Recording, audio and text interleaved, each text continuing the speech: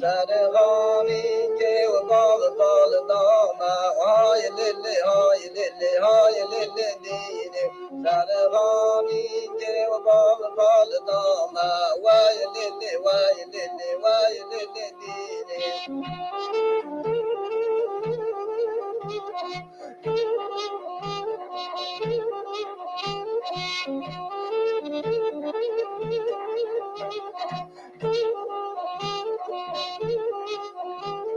Sarhani ke baba pal dama hay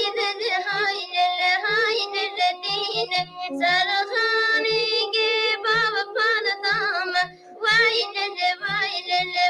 lille dine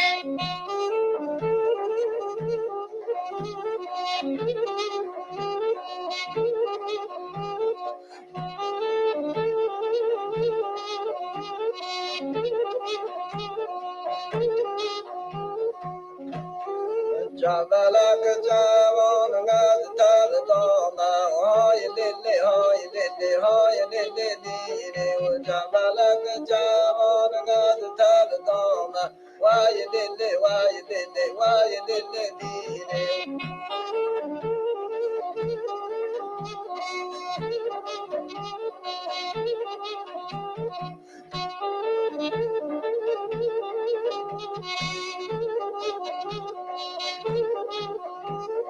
Jabanak chama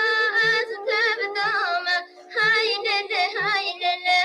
lille dine Jabanak chama az tabdama vay lille dine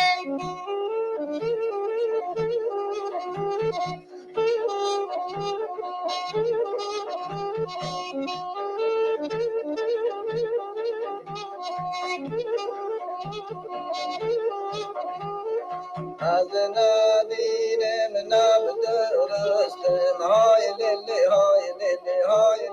dine Azna dine nabdurustem vay lille dine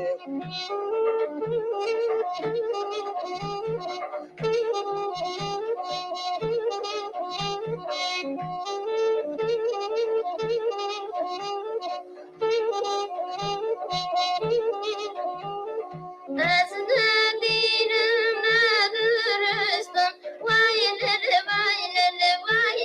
dine Asnadinam nadurustam haylele dine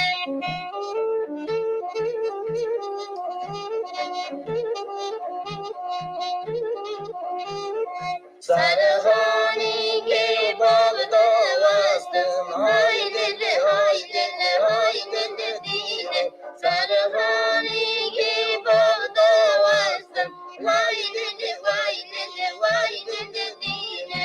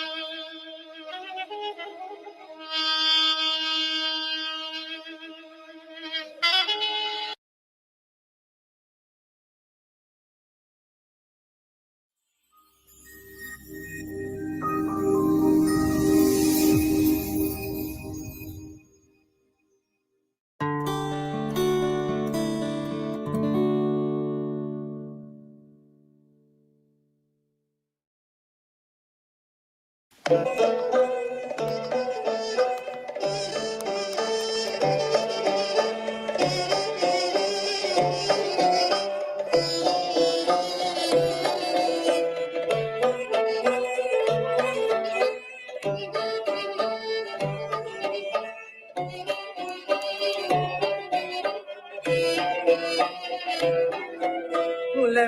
عیدی عزیز نوروز کاوه باری خود کن گلوز دلا بکن شمدان بیخن ساز و تنبور بشت لیخن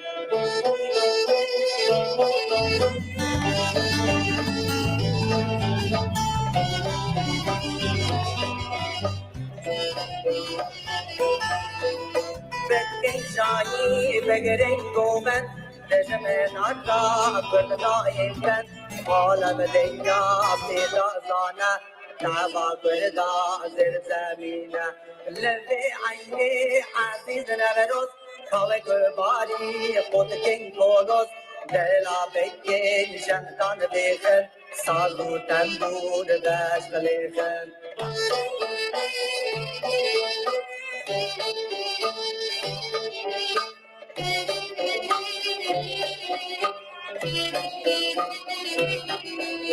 شهید مرو جانورت همیز کرنه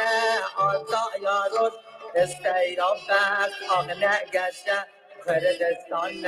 حزنی رشه لبی عیدی عزیز نوروز کاوه کباری خود کن گلوز دلا فکر شهدان بیخن ساز و تنبور بشت لیخن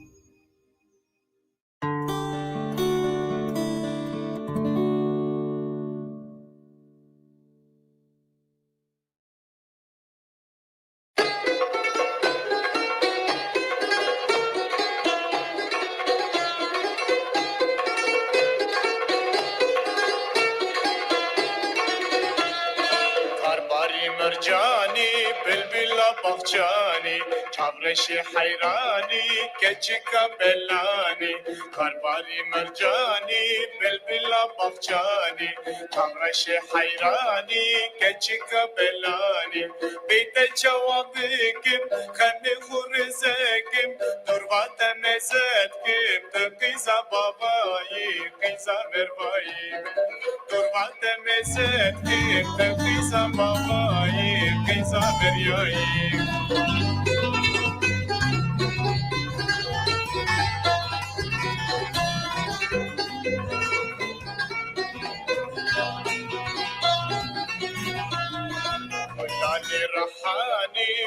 نرمى حلاني تبقي زميراي بدوى كرداي كلاني ريحاني ونرمى حلاني تبقي زميراي بدوى كرداي بيت جوابكم خمي خرزكم دربات مزدكم تبقي زباباي قيزا مرباي دربات مزدكم تبقي زباباي قيزا مرباي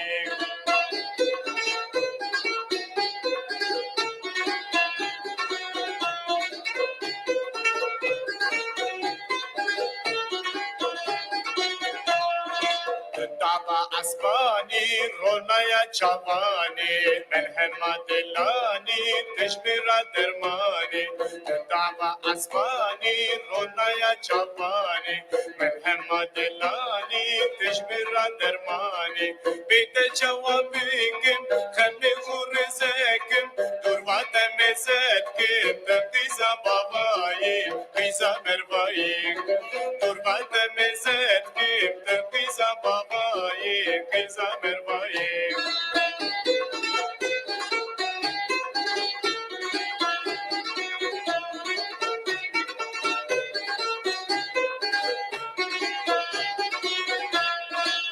تمسح حزاي خدمة قزاي تنقيزا زازاي كلنا غزاي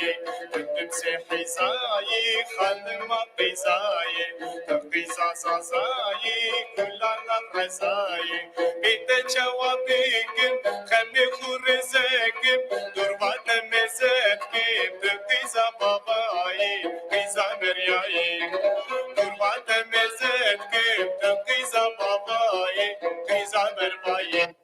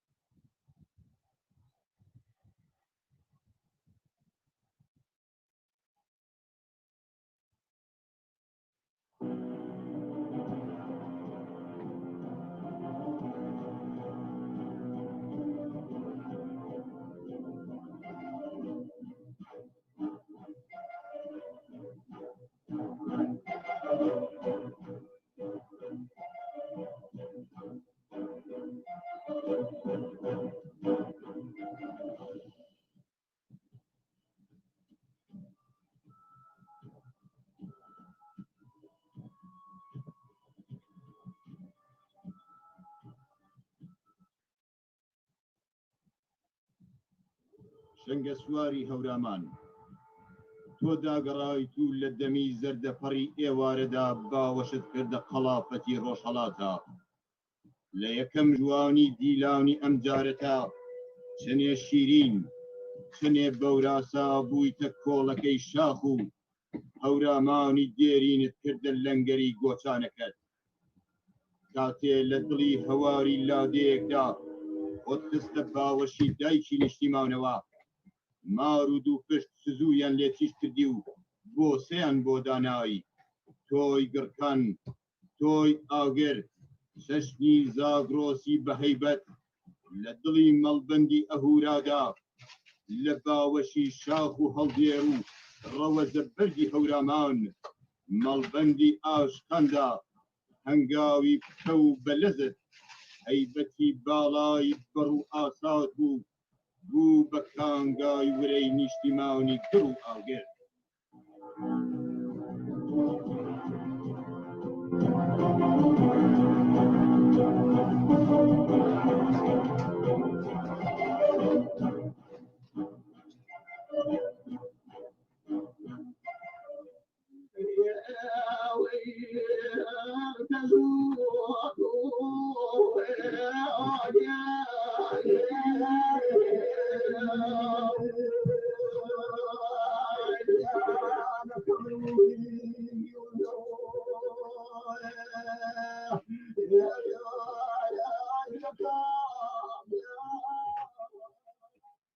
شەنگە سوارم لە نۆچەوە لە مەڵبەندی جوانی و زێدی وەفادارانی شۆڕشەوە داگەڕایت و شەپکێک گۆرانی ئەوین و باوەشێک ئەستێرەت بۆ نەوسوودی هەمیشە دموکرات بە دیاری برد کاتێک بریقی چەکەکەت ڕووناوکی خستە دڵی شاهۆ کاتێک لۆی جامانەکەت کردە بەستەگردنی گاشە بەردی پاوەی هەرمان کاتێک بست بە بستی نیشتیمانی زام و خوێن لەژێر خشتەی گەڵاوی هەنگاوی پێشمەرگەی ڕۆژهەڵاتدا سەمایان دەکرد ئیتر دایکی چاوەڕێ ئەرخەیان بوو لە پەیامی ڕاستان کە گەیوەتە وەرزی سەرهەڵدان بۆ شەنگە سوار پێشمەرگەی دڵۆڤانی مەتەرێزی ڕۆژهەڵاتم دیسان دابکشێ چیڕەوە بەردی نیشتیماونە لەبەر پێتاو دێنە سەما سەر هەڵێنە شناراسا بە دۆڵ و شینا وەرد و لاپاڵا باڵا بکە ئێرە پێتەختی کرامەتی ڕۆڵەکانی قاسم دوویە ئامادە جەرگەی مەیدانم من پێشمەرگەی کوردستانم ئامادە جەرگەی مەیدانم باسەر و ماڵ و ژیانم ئەی بەرێزم کوردستانم باسەر و ماڵ و ژیانم ئەی بەرێزم کوردستانم دەست دەچەکم هەڵ ناگرێ یاسەراکاوێیانم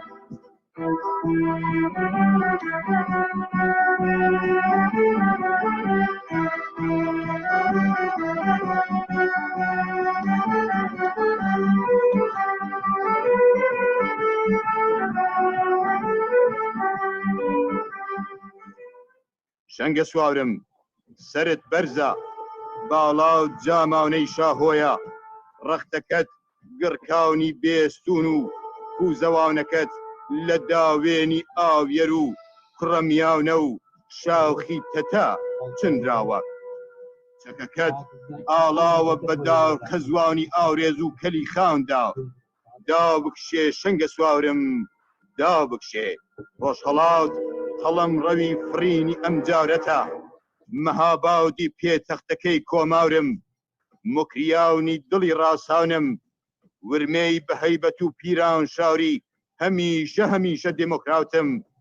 هەورامانی وەفادار و ئیلام و کرماشانی دێرین دۆ لە دەستی سنەی ئەردەڵان لەم دەمی ڕاساونەدا دیلاونی پێشوازیت بۆ دەگێڕن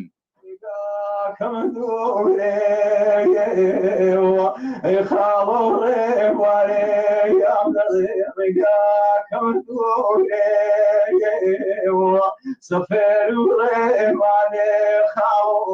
بۆلای شنوورێ سفر ڕێمانێ یامەڵێ بۆلای شنوورێ سنوور تو شاهی ئێڵادی ئێڵگۆژانە قاوەیێ سنوور تو شاهی ئێڵدەیگە ئۆلگۆژانە قاوەیێ سيعلنا ليقال كوتيه لنا سيعلنا ليقال كوتيه لنا أحفظ سياري وليقال فليس أحفظ سياري شەنگە سواری پێشمەرگەم ئەی قەڵاوپەتی زیندوی ڕۆژهەڵاوتی تینووی ئازادیم هاوتیەوە تۆ هەناوسە و ئۆغژنی بێبراونەوەی دایکی شەهیداونی تۆ سەمفۆنیای مۆسیقاوی ژین چۆپی کێشی زەماوەندی ڕاساونی بەخێرەیتەوە بۆ باوەشی دایکی وەتەن شاراسا و دەینە ژواونت بۆن و بەرامی شاخت هێنا بێنە باوەش بێنە ئامێز هۆ شەنگە سوارم هاونێ هیوا هاونێ ورە ئەی پێشەنگی کاروانی خەباوت ئەی ڕۆڵەی نیشتیماونی خوێن و فرمێسکی خەباوت بمگرە ئامێز پێش مەرگەی حیزبی دموکراوت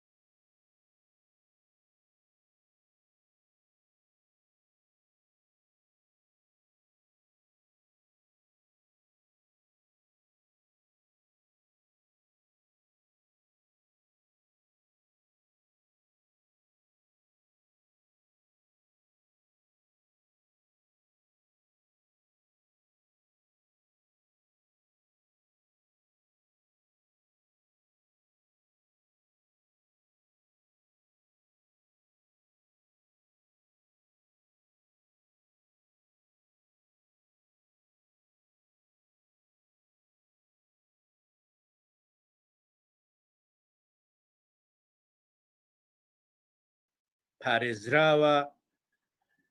و سربەخۆیی سیاسی هێز و لایەنە سیاسیەکان پارێزراوە و دەرفەتی یەکسان بۆ ژنان و پیاوان پێک هاتووە کە لە سەروەری و دەسەڵاتی وڵاتدا هاوبەش بن و حکوومەتی لەو سیستەمەشدا حکوومەت بە جۆرێک بەڕێوە دەچێت کە دەسەڵات بە شێوەیەکی دیموکراتیک دەستا و دەست دەکات و بە شێوەیەکی دیموکراتیک دەپارێزرێت و لەژێر چاوەدێری خەڵکدا دەبێت. مافی تاک و کۆ و کەمینە و خەڵک و حکومەت نەهادینە و یاسامەند دەکرێت. من دێمەوە سەر سیاسەتەکانی حیزبی دیموکرات. حیزبی دیموکرات وەک حیزبێکی بەرپرس و واقعبین سیاستەکانی لەسەر بناغەی واقعیەت داڕژراون. پردێکی پەیوەندی لە نێوان خواستەکانی خەڵک و واقعیەتەکاندا پێکهێناوە. لە سیاست وەک هونەری ممکن کەڵک وەردەگرێت و لە ئیدۆلۆژی و سیاسەتی لێک جیا کردوتەوە و ڕاستگۆیی و ئەخلاق لە سیاستدا دەپارێزێ و نەرمش نیشان دەدا بۆ گەیشتن بە ئامانج، بەڵام لە ئوسول فیدای تاکتیک ناکات و لێکدانەوەی دیاریکراوی بۆ بارودۆخی دیاریکراو هەیە و خوێندنەوەی دروستی بۆ هاوچەشە سیاسیەکان و پێکاتە جیاوازەکان هەیە. حیزبی دیموکرات لە دۆستایەتی و هاوکاری و هاوپەیوەندی دا سربەخۆی خۆی پاراستووە و هەر کاتێک پێویست بوو بێ بۆ پاراستنی سربەخۆی خۆی دەستی لە دۆستایەتی یا بڵین هاوکاریەکە هەڵگرتووە. حیزبی ئێمە باوەڕی قوڵی بە دیموکراسی هەیە. دیموکراسی بەشێکە لە استراتژی حیزبی دیموکرات. بۆیە لە هەموو کاروباری حیزبی دیموکراتدا دیموکراسی ڕەنگی داوەتەوە، هەم لە ناوخۆی حیزبی دیموکرات و هەم لە پرۆسەی جێبەجێکردن لە نێو کۆمەڵانی خەڵکدا بۆتە بە پرەنسیبێکی سەرەکی حیزبی دیموکرات. هەروەها حیزبی ئێمە باوەڕی بە پلۆرالیزمی سیاسی هەیە و باوەڕی بە عەقڵی جەمعی و ئیرادە و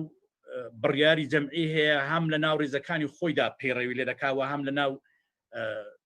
کۆمەڵانی خەڵکدا. حیزبی ئێمە حیزبێکی ئاشتی خوازە. پێی وایە پرسی کورد ڕێگا چارەی سیاسی هەیە و دەبێت لە ڕێگای سیاسیەوە چارەسەر بکرێ و لە ڕێگای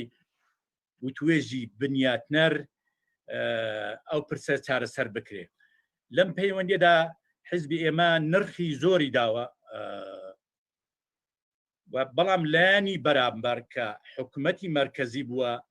لە مەبەسم لە حکوومەتی مەرکەزی، حکوومەتی پاشایەتی و حکوومەتی ئیسلامی لە نیازپاکی حیزبی دیموکرات کەڵکی خراپیان وەرگرتووە و خۆیان لەو کاتێک کە وتوێژێکش لە گۆڕێدا بووە خۆیان ئامادە کردووە، خۆیان ڕێکخستەوە بۆ هێرشکردن بۆ سەر کوردستان و تەنانەت ڕێبرانی ئێمەیان لەسەر مێزی وتوێژ شەهید کردوون. ئێمە لە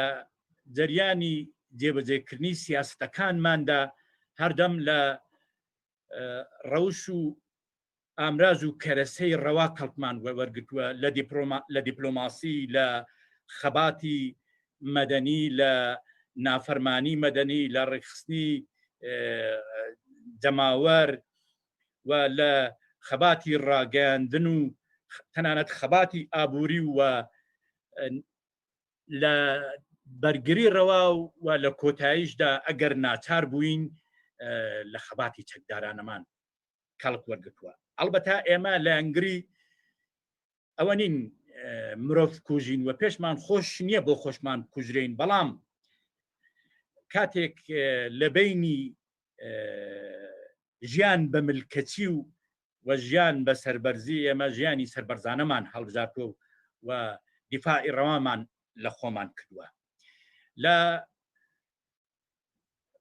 رابطە دەگەڵ مافی مرۆڤدا حیزبی دیموکرات باوەڕی قوڵی بە پرەنسیبە گشتیەکانی جارنامەی گەردوونی مافی مرۆڤ هەیە و بە شێوازی جۆرا و جۆر بۆ چەسپاندن و سەلماندنی لە ناو ڕیزەکانی خۆمان و لە ناو کۆمەڵانی خەڵکدا کاری کردووە. حیزبی ئێمە وەک حیزبێکی مافخواز لە پێناوی خاشەبەرکردنی هەر چەشنە سیستەمێکی جنسی نەتەوایەتی چینایەتی سیاسی و ئاینی و ڕەگەزیدا زۆر شێلگیرانە خەباتی کردووە لە ماوەی 75 ساڵانەدا و لەو پەیوەندیدا نرخی زۆر گەورە و گرانیشمان داوە. حیزبی ئێمە باوەڕی بە یەکسانی مافی ژن و پیاو هەیە و لەو پەیوەندێشدا هەوڵی داوە کە ژنان بەشداری چالاکانیان لە بزوتنەوەی مافخوازانەی گەلی کووردا هەبێ و هەوڵی داوە کە ژنان لە بڕیاری سیاسی و بەڕێوەبردنی وڵاتدا دەوری گرنگیان هەبێت. حیزبی ئێمە لە پەیوەندی لەگەڵ پرۆسەی یا بڵین ڕەوتی ئاشتی جەهانیشدا پشتیوانی لەو ڕەوتە کردووە هەمیشە و خۆی بە بەشێک لەو ڕەوتە زانیوە. لە ماوەی 75 ساڵی ڕابردوودا ئێمە بۆ جێبەجێکردنی سیاسەتەکانمان هەردەم ویستومانە لەگەڵ بزوتنەوەی مافخوازانەی نەتەوەکانی دیکەی ئێران و بزوتنەوەی ئازادی خوازانەی سەرتاسەری ئێران لە پەیوەندی و هاوکاری دابین. بۆ ئەو مەبەستە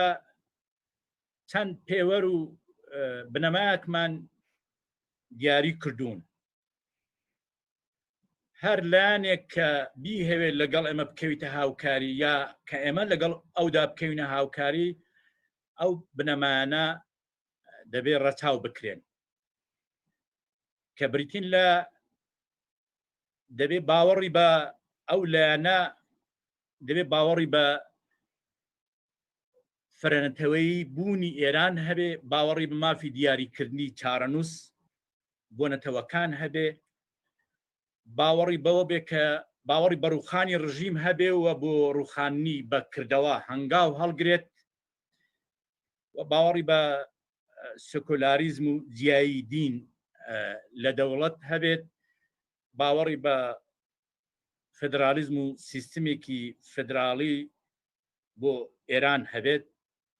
و باوەڕی بە پرەنسیبەکانی جارنامەی گەردوونی مافی مرۆڤ هەبێت. ئەو بنەما و پێوەرانە بوونەتە هۆی ئەوەی کە ئێمە لەگەڵ چەند هێز و لایەنی ڕۆژهەڵاتی کوردستان و نەتەوەکانی ئێران و ئێراندا لە هاوکاری و هاوپەیمانی دابین. یەکێک لەوانەی کە ئێمە لەگەڵی لە هاوکاری داین و تێدا ئەندامین ناوەندی هاوکاری حیزبەکانی کوردستانی ئێرانە و ئەوەی دیکەیان لە ئاسی نەتەوە ستەملێکراوەکانی ئێراندا کۆنگرەی نەتەوەکانی ئێرانی فدراڵە و هەروەها ئەندامین لە هاو پەیوەندی بۆ ئازادی و یەکسانی لە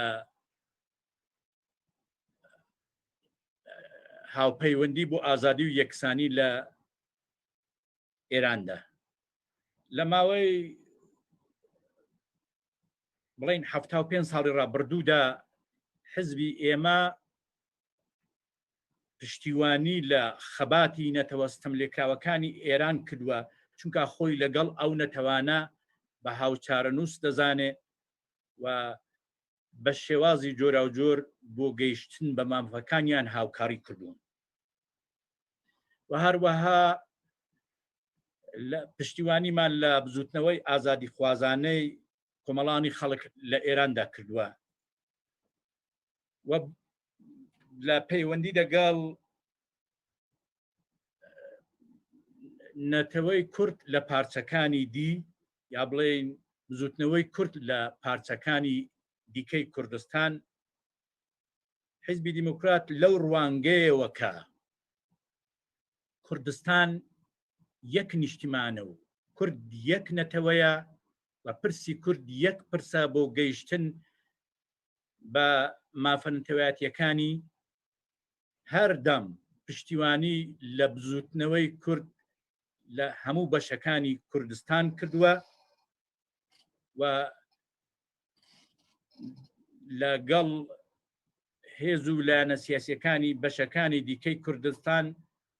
پەیوەندی دۆستانەی هەیە و لەسەر پرسی نەتەوایەتی و خەباتی نەتەوایەتی و دیموکراسی ئاڵوگۆڕی بۆچوون و ئاڵوگۆڕی بیرروڕایان لەگەڵ دەکات و بۆ هەماهەنگی و هاوکاری لە نێو زوتنەوەی هەموو پارچەکانی کوردستان بە شێوەیەکی شێلگیرانە کاری کردووە. حزبی دموکراتی کوردستان خۆی پاراستووە لە دەستوەردان لە کاروباری ناوخۆی بەشەکانی دیکەی کوردستان و دش بە هەر چەشنە دەستێوەردانێکی هێز و لایەنە سیاسیەکانی بەشەکانی دیکەی کوردستان بووە لە ڕۆژهەڵاتی کوردستاندا. حزبی ئێمە لەو باوەڕەدا بووە کە لە ئەگەری هەر پەیوەندیەک لەگەڵ یەکێک لە وڵاتانەی کە دەسەڵاتی بەسەر کوردستانەوە سیاسەتی پاراستنی بەرژەوەندی کوردی ڕەچاو کردووە و سەروەری خەڵک و خاکی ئەو بزوتنەوەی پاراستووە. حزبی دیموکرات لە پەیوەندی نێونەتەوەیشدا ئەوەندەی بۆی کراوە لە ماوەی ئەو 75 ساڵەدا هەوڵی داوە کە پرسی کورد وەک پرسی نەتەوەیەکی ستەم لێکراو لە ئاستی جیهانیدا بناسێنێ، سەرنج و پشتیوانی ناوەندەکانی بڕیار بەدەست و بیرروڕای گشتی بۆ پرسی کورد ڕاکێشێ و هەوڵی داوە سەرنج و پشتیوانی بیرروڕای دنیا و ناوەندەکانی بڕیار بەدەست بۆ بزوتنەوەی مافخوازانەی کورد لە ڕۆژهەڵاتی کوردستانیش ڕاکێشێ و هەروەها ئەوەندەی لە توانایدا بووە بزوتنەوەی ئازادی خوازانەی گەلانی دیکەی ئێرانیشی لە ئاستی نێونەتەوەی هێناوەتە بەرباس. لەو پەیوەندیدا کاری زۆر کراوە، هەنگاوی زۆر جددی هەڵگیراوە و دەستکەوتی باشیشمان بووە. لە ماوەی ئەو 75 ساڵەدا حزبی دیموکراتی کوردستانی ئێران دەوری گرنگی بووە لە ڕێکخستن و بەڕێوەبردنی بزوتنەوەی میلی دیموکراتیکی گەلی کورد لە ڕۆژهەڵاتی کوردستاندا. کار و تێکۆشانی شوێندانەری بووە، سەرکەوتنی بەرچاوی بووە، شانازی گەورەی تۆمار کردووە، کۆماری کوردستانی دامەزراندووە. دوای ڕوخانی کۆمار ڕێکخستنەکانی خۆی بژاندۆتەوە. ڕاپەڕینی 46-47 بەڕێوە بردووە. لە شۆڕشی 57 گەلانی ئێراندا دەوری بەرچاوی بووە. دوای شۆڕشی 57ش بوو ماوەیەک لە دژی ڕژیمی ئیسلامی ئێران شەڕی جەبهەیی و شەڕی پارتیزانی کردووە. لە ساڵی 1394دا ڕێبەرایەتی حیزبی دیموکراتی کوردستانی ئێران بڕیاری دیا کە خەباتی سیاسی و نەزامی خۆی لە ڕۆژهەڵاتی کوردستاندا بەرفراوانتر و چالاکتر بکات. لە نەورۆزی ساڵی 1395دا سکرتێری گشتی حیزبی دیموکرات خەباتی شار و شاخ و ڕاسانی ڕاگەیاند و ئەو بڕیارەی بەڕەسمی ڕاگەیاند و بەدوای ئەوەدا کادر و پێشمەرگەکانی حیزبی دیموکرات لە زۆربەی ناوچەکانی ڕۆژهەڵاتی کوردستان خەبات و تێکۆشانی سیاسیان بووە کە تەسیری بەرچاو و کاریگەری بووە لەسەر بوژانەوەی هەست و بیری شۆڕژگێڕانە و هەست و بیری شناسخوازانە و بەرزکردنەوەی ورەی کۆمەڵانی خەڵک لە ڕۆژهەڵاتی کوردستاندا. خەباتی ڕاسان ئێستاش لە ڕەهەند و بواری جۆراوجۆردا لە ڕۆژهەڵاتی کوردستان بەردەوامە و هیوادارم سەرکەوتوو بێت. حیزبی دیموکراتی کوردستان لە ماوەی ئەو 75 ساڵەدا لەگەڵ کەند و کۆسپ و مسیبەتی گەورە ڕوبەڕوو بووە. تێچووی زۆری داوە بۆ خەباتکردن. هەزاران تێکۆشەری دیموکرات لە پێناوی گەیشتن بە مافەکانی گەلی کورد شەهید بوون و گیانیان فیدا کردووە. لە نێوانیاندا ڕێبەرانمان قازی محەممەد، قاسملو و شەرەفکەندی و دەیان ئەندامی ڕێبەرایەتی و فەرماندە و هەزاران کادر و پێشمەرگای و ئەندامانی بەوەجی حزب دەبینرێن. هەزاران کەس لە خەڵکی بێدیفاعی ڕۆژهەڵاتی کوردستان شەهید بوون یا کەمەندان بوون یا لە زیندانەکاندا ئازار و ئەزیەت و شکەنجە دراون. بەدەیان جار بنکە و بارگاکانی حیزبی دیموکرات لەلایەن هێزە سەرکوتکەرەکانی ڕژیمەکانی پەهلەوی و ئیسلامی ئێران بۆمباردومان، موشەکباران و کاتوشەباران کراون. حیزبی دیموکرات لەو ماوەیەدا برینی قرس و بەژانی هەڵگرتووە، بەڵام بە چۆکدا نەهاتووە، ورەی بەر نەداوە. شێرگیرانەتر لە ڕابردوو درێژەی بە خەبات داوە.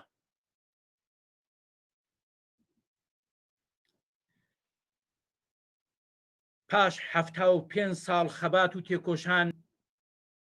ئێستاش ئەوەی حیزبی دیموکراتی کوردستانی ئێرانی پێدەناسرێتەوە سیاسەتی واقعبینانە و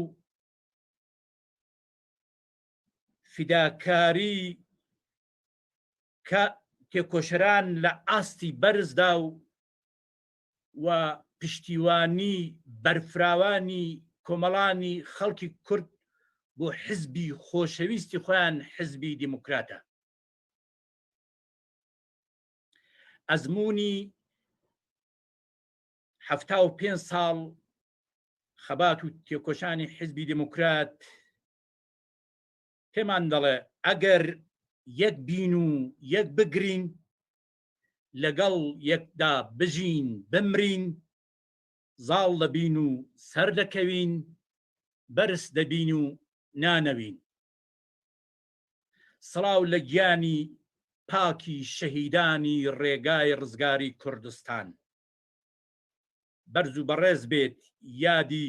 75 ساڵەی دامەزرانی حزبی دیموکراتی کوردستان. زۆر سپاس، ئێوەش هەر بژین و سەر بەرز و سەرفراز بن. زۆر سپاس بەڕێز کاک حسین نازدار، ئەندامی هەیئەتی ئیجرایی ناوەندی سیاسی حزبی دموکراتی کوردستانی ئێران. زۆر سپاسی جەنابتانەکەین و سپاس بۆ بەشداریشتان. خوشک و برایانی بەڕێز لە هەر کوێیەکی دنیا کە گوێبیستی قسەکانی ئێمەن، بەشێک لە هاوڕێیان لە کۆمیتەی سوید لە ژووری زوم لەگەڵمانان، بەڵام لە فەیسبوک زۆر خوشک و برایانی دیکەمانەیە گوێبیستی قسەکانمانن. ڕێز و سڵاو بۆ ئێوە لە هەر شوێنێکی ئەم دنیا هەن و پیرۆزبایی دامەزرانی حزبی دموکراتی کوردستانی ئێرانتان لێەکەین. ئێستش بەشی دووەمی بەرنامەکەمان بەڕێز کاک شاهۆ فەرازمەند، ئەندامی پێشووی ڕێبەری حزبی دموکراتی کوردستانی ئێران، بابەتی بەڕێزیان قۆناغە مێژوویەکان لە شەهیدبوونی دکتۆر سەعید تا دەستپێکی ڕاستان. بەڕێز کاک شاهۆ فەرموودکەن. هاوڕێیانی بەڕێز و خۆشەویست، ڕێز و سڵاو و خۆشەویستی و احترامی خۆم پێشکەشی ئێوە دەکەم.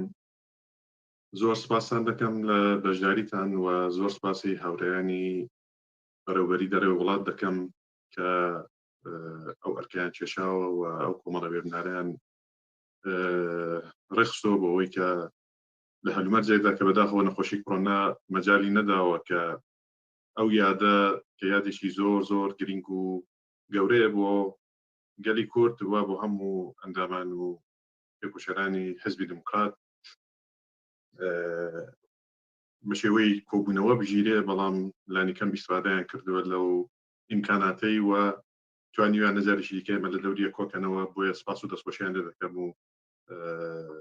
مەمنونیان. هەروەها ئیجازە بدەن کە پیرۆزباییتان نەرز ئەم بەخاتری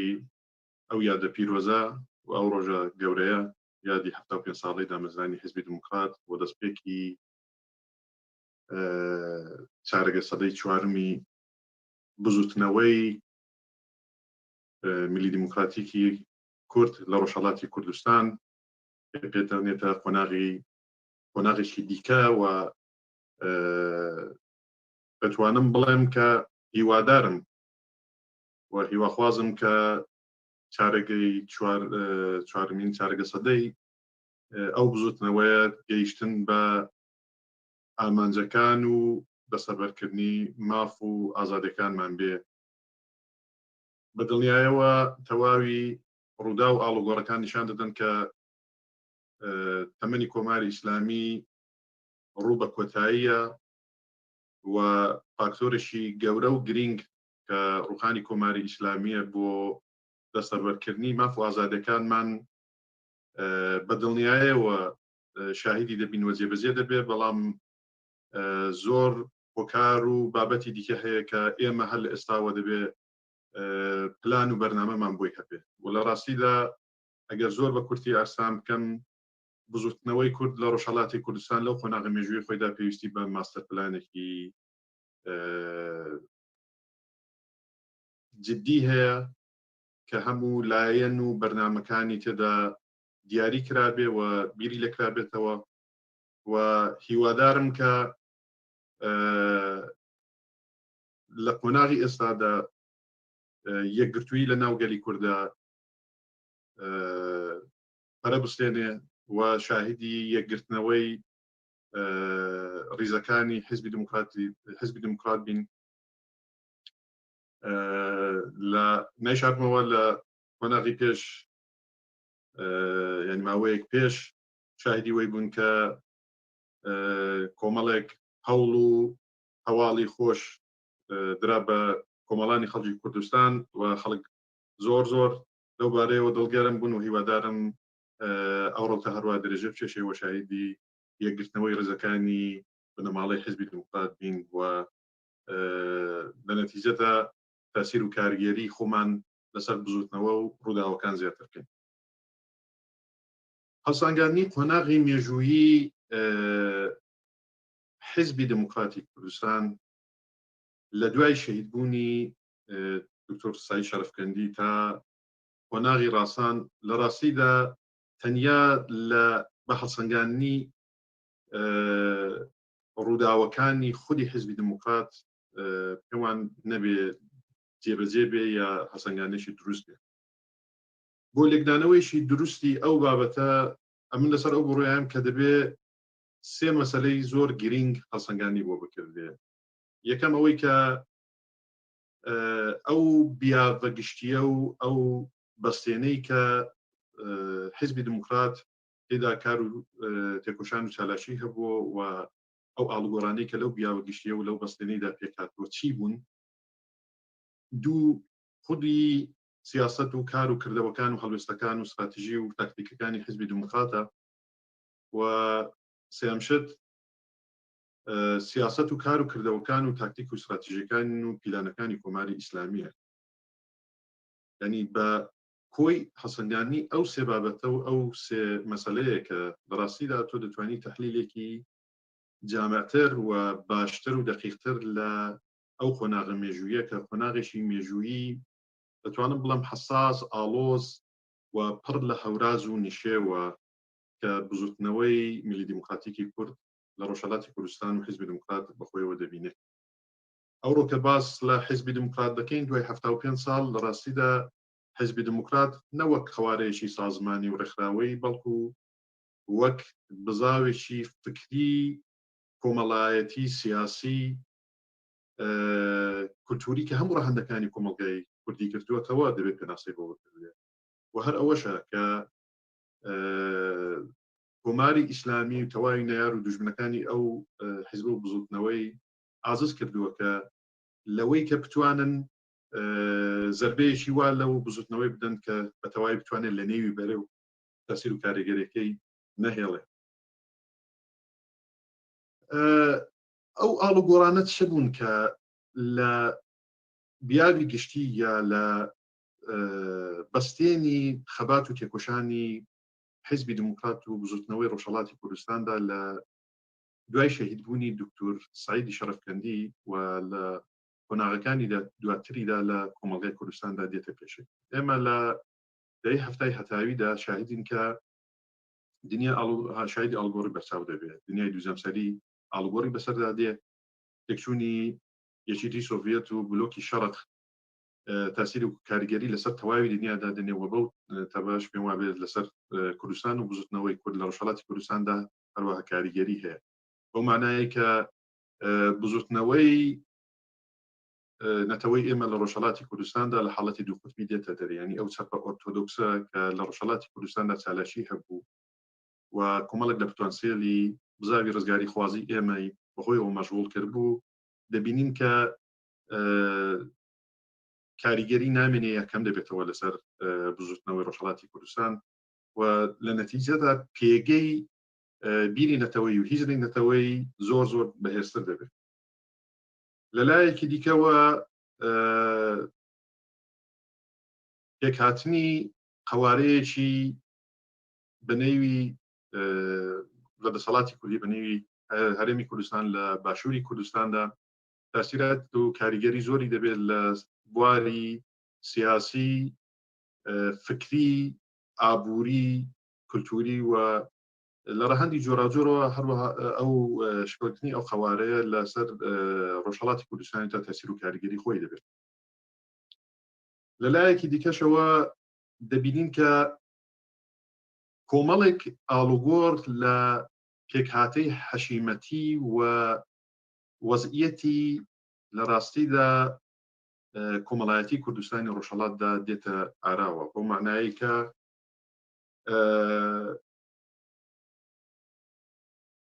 شارنشینی پەرە دەستێنێ و شارەکان لە ڕۆژهەڵاتی کوردستان گەورە دەبنەوە لەلایەکی دیکەوە ئێمە دەبینین کە ئاستی خوێندن و خوێندەواری بەرز دەبێتەوە و ئەوە زمینەیەکی نوێ ساز دەکات بۆ بزاوێکی فکری و ڕۆشنبیری لە ڕۆژهەڵاتی کوردستاندا و تەسیراتی ئەرزم کردن کە باشووری کوردستان لەسەر وەزعیەتی ئابووری ڕۆژهەڵاتی کوردستاندا تەسیراتێک بوو کە دەتوانم بڵم کارگەری بەرچاوی دانا و زۆر بابەتی دیکە دەبێتە هۆی ئەوەی کە لە ڕاستیدا لە ڕۆژهەڵاتی کوردستاندا چینێکی مامناوەندی مۆدێرن یا چینێکی فەرهەنگی بێتەکایەوە. کاتێک باز لەو چینەی دەکەین مانای ئەو چینەی ینی پێناسەی ئەو چینەی بە پارامێتری ئابوورێەوە ناکردێت لە ڕاستیدا ئەو چینە چینێکە کە پێناسەکەی بە پارامێترەکانی فەرهەنگی و خوێندەواری و شارنشینی ئەو بابەتانە دەکردێت. شکلکردنی ئەو چینە مامناوەندە مۆدێڕنە لە ڕۆژهەڵاتی کوردستاندا خۆی دەبێتە بەستێنی سەرهەڵدانی کۆمەڵێک بابەتی دیکە وەک پەرستانی بزوتنەوە جۆرا و جۆرەکانی کۆمەڵایەتی وەک بزوتنەوەی خوێندکاری، بزوتنەوەی ژنان، بزوتنەوە مەدەنیەکان کە ئەوڕۆ دەبینی شاهدی مەسەڵەن نمونەیەکی هەرە بەسییان ئەو بزوتنەوە ژینگە پارێزی کەمە لە ڕۆژهەڵاتی کوردستاندا شاهدین پەرەگرتنی بزاوەکانی فەرهەنگی و ڕۆشنبیری و هونەرین کە لە کوردستانی ڕۆژهەڵاتدا دێتەکایەوە و هەموو ئەوانە بە بڕوای من زمینەیەک ساز دەکا کە بزوتنەوەی کورد لە ڕۆژهەڵاتی کوردستاندا بەغەیر ئەز ئەوەی کە لە قۆناغی پێشوویدا لەژێر بار و قورسایی خەباتێکی چەکدارانەی قورس و قایم و بەربڵاو و لە ڕاستیدا کە پۆتانسیێلێکی زۆر عەزیمی بخۆیەوە مەشغوڵ کردووە دەرفەتی دیکەی نوێ بێتەکایەوە بۆ بزوتنەوەی کورد لە ڕۆژهەڵاتی کوردستاندا کە پۆتانسیێلەکانی خۆی بۆ بربەرەکانی لەگەڵ کۆماری ئیسلامی و بۆ مەطرحکردنی خواست و داخوازەکانی خۆی و لە عینی حاڵدا بەرەو پێشبردنی مەسەلەی نەتەوایەتی خۆی لە ڕۆژهەڵاتی کوردستان و لە ئێراندا بەگشتی بەکار بێنێەوە ئیسفادە لەو ئەبزار و مەسەلانەش بێت. لەلایەکی دیکەوە ئێمە دەبینین کە کۆماری ئیسلامی واردی قۆناغێکی دیکە لە تەمەنی خۆی دەبێت بەو معنایە کە یاڕەوە شتێکی تایبەت نییە بڵم بە هەر بە کۆماری ئیسلامی بەڵکو هەموو دەسەڵات و پێکاتەیەکی سیاسی بۆ قۆناغەدا لە ڕاستیدا تێدەپەڕێ. یەکەمەوەی کە هەوڵدان بۆ بەدەستەوەگرتنی دەسەڵات و بەدەستەوەگرتنی دەسەڵات و دواتر لە ڕاستیدا قۆناغی دیکە قۆناغی تەسبیت و خۆسەقامگیرکردنە بۆ قۆناغی دواییش قۆناغی پەرەپێدان و بەرفراوانکردنی دەسەڵاتە. لە ڕاستیدا ئێمە لە دەی هەفتای هەتاویدا و دواتری ینی تا پێش قۆناغی ڕاسانی لە دوای شەهیدبوونی دکتۆر سەید شەرفکەندی تا قۆناغی ڕاسانەوە ئێمە شاهدین کە کۆماری ئیسلامی لە قۆناغی بەدەستەوەگرتنی دەسەڵاتدا بەرەو قۆناغی تەسبیتی دەسەڵاتی خۆی و لەو لاتریشەوە بەرەو قۆناغی پەرەپێدانی دەسەڵاتی خۆی هەنگاو هەڵدەگرێت. کەوابوو سیاست و تاکتیک و پلان و بەرنامەکانی کۆماری ئیسلامیش بە نسبەتی دژایەتیکردن و سەرکوتکردن و لە ناوبردنی بزوتنەوەی میلی دموکراتیکی گەلی کورد لە ڕۆژهەڵاتی کوردستان و حیزبی دموکرات بە تایبەتی ئاڵگۆڕی بەسەردادێەوە ئێمە شاهدی کۆمەڵێک بەرنامەی نوێین کە لە ڕاستیدا لە دەی پێشووتردا بەو شێوەی ئێمە نەمان بینیوە. شاید ئەگەر زۆر کولی بتوانم باسی ئەو بابەتەی بکەم دەبێ بڵم کە کۆماری ئیسلامی لە شەڕەشی سەخت سرفی فیزیکی و سەختەفزاریەوە ئەو دەفا کۆمەڵێک پیلان و بەرنامە لە بۆعدی نەرمەزاریەوە لەسەر کۆمەلگای کوردستان و بزوتنەوەی کورد لە ڕۆژهەڵاتی کوردستاندا هەوڵ دەدا پیادەی بکا و بەکاری بێنێ بۆ تەضعیف و لە ناوبردنی ئەو بزوتنەوەی. کاتی خۆی لە ڕاستیدا من ئەو کاتیکە لە خزمەت کاکچەکە و لە کۆمیتەی ئەمنیەتی حیزبی دموکراتیشدا بووم و کارمان دەکرد سەنەدێک هەبوو کە دەری دەخست کە کۆماری ئیسلامی چ بەرنامە و پیلانێکی بە نیسبەتی بزوتنەوەی کورد لە ڕۆژهەڵاتی کوردستانەوە هەیە لە ڕاستیدا خۆی لە 13 خاڵی سەرەکیدا دەدیتەوە و ئەوە لەلایەن کۆمەڵێک لە ئەو کەسانەی کە دەستەندەکاری مستەقیمی شەڕ و مبارزە لەگەڵ خەڵکی کورد بوون لە کوردستانی ڕۆژهەڵاتدا ساز کرابوو و نووسرابوو و درابوو بە شوڕای عالی ئەمنیەتی میلی کۆماری ئیسلامی و لەوێدا تەسویب کرابوو ئەو 13 خاڵانە خۆی لەوەیدا دەدیتەوە کە بەو پرسیارەی مەطرح دەکات بۆچی دوای یەک دەیە کە ئێمە زۆربەی ئەحزابی ئۆپۆزیسیۆنی خۆمانمان لە ناو شارە گەورەکاندا سەرکوت کردو و لەبین بردو و تەشکیلات و سازمانی وانمان تێکداون بەڵام بۆچی لە ڕۆژهەڵاتدا و لە کۆمەلگای کوردستاندا تا ئێمە سەرکەوتوو نەبووین و سەرڕای ئەوەش ئێمە